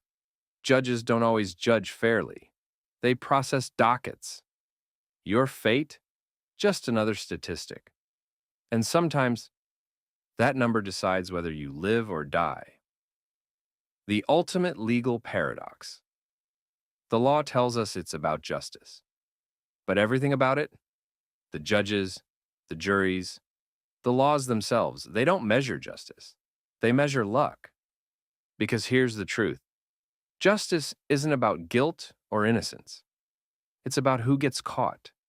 It's not about fairness. It's about who plays the system better. It's not about who deserves punishment. It's about who had the bad luck to be punished. So here's the final question. If two people commit the same crime, but only one is punished, did justice happen? Or did luck decide the law? Because the next paradox isn't about AI judging humans. It's about how humans judge each other, and how sometimes innocence itself comes at a price. The final paradox. Imagine everything we've explored so far. Laws designed to protect, but that sometimes destroy. Justice systems meant to be fair, but that trap the innocent. A world where truth can be a crime, silence can be a confession, and the law itself is shaped by those in power. But what if the greatest paradox of all is this? What if the existence of law itself is unlawful? Because the law isn't natural. It wasn't discovered, it was created by people, by those in power, by rulers, lawmakers, and courts who decided what was right and what was wrong, not based on truth, but on control. And here's the terrifying reality. Laws don't protect people. They protect power. A crime isn't evil because it causes harm. A crime is evil because the law says it is. Killing is murder, unless the government does it. Theft is illegal, unless it's taxation. Lying under oath is perjury, unless a politician does it. What is law, if not just the weapon of the powerful? When justice is an illusion. Look at history. Slavery was once legal. Women were once property. War crimes have been justified with paperwork. Genocide has been signed into law. And when the law itself commits the crime, who is there to stop it? A dictatorship isn't evil because it kills people. It's evil because it kills without consequence, because its actions are wrapped in laws, protected by legality, signed into order by people who write the rules, and then break them. And when those in power decide the law, what stops them from making their crimes? Not crimes at all. The most dangerous paradox of all. Every paradox we've explored, every flaw in the system, every contradiction, every loophole leads to this one truth. The law does not serve justice. The law serves itself. It's why innocent people rot in prison while the guilty walk free. It's why those who expose corruption are punished more than the corrupt. It's why those in power never face the same rules as the rest of us. Because the ultimate power isn't money. It isn't violence. It isn't even fear. It's the ability to decide what is legal and what isn't. And here's the nightmare. The moment we accept that law itself is untouchable, we surrender to the greatest crime of all. So, here's the final question. If the law is meant to bring justice, but the law is also what prevents it, then who decides what is right? Because if justice is an illusion and the law is just a tool, then maybe the greatest crime is believing in it at all.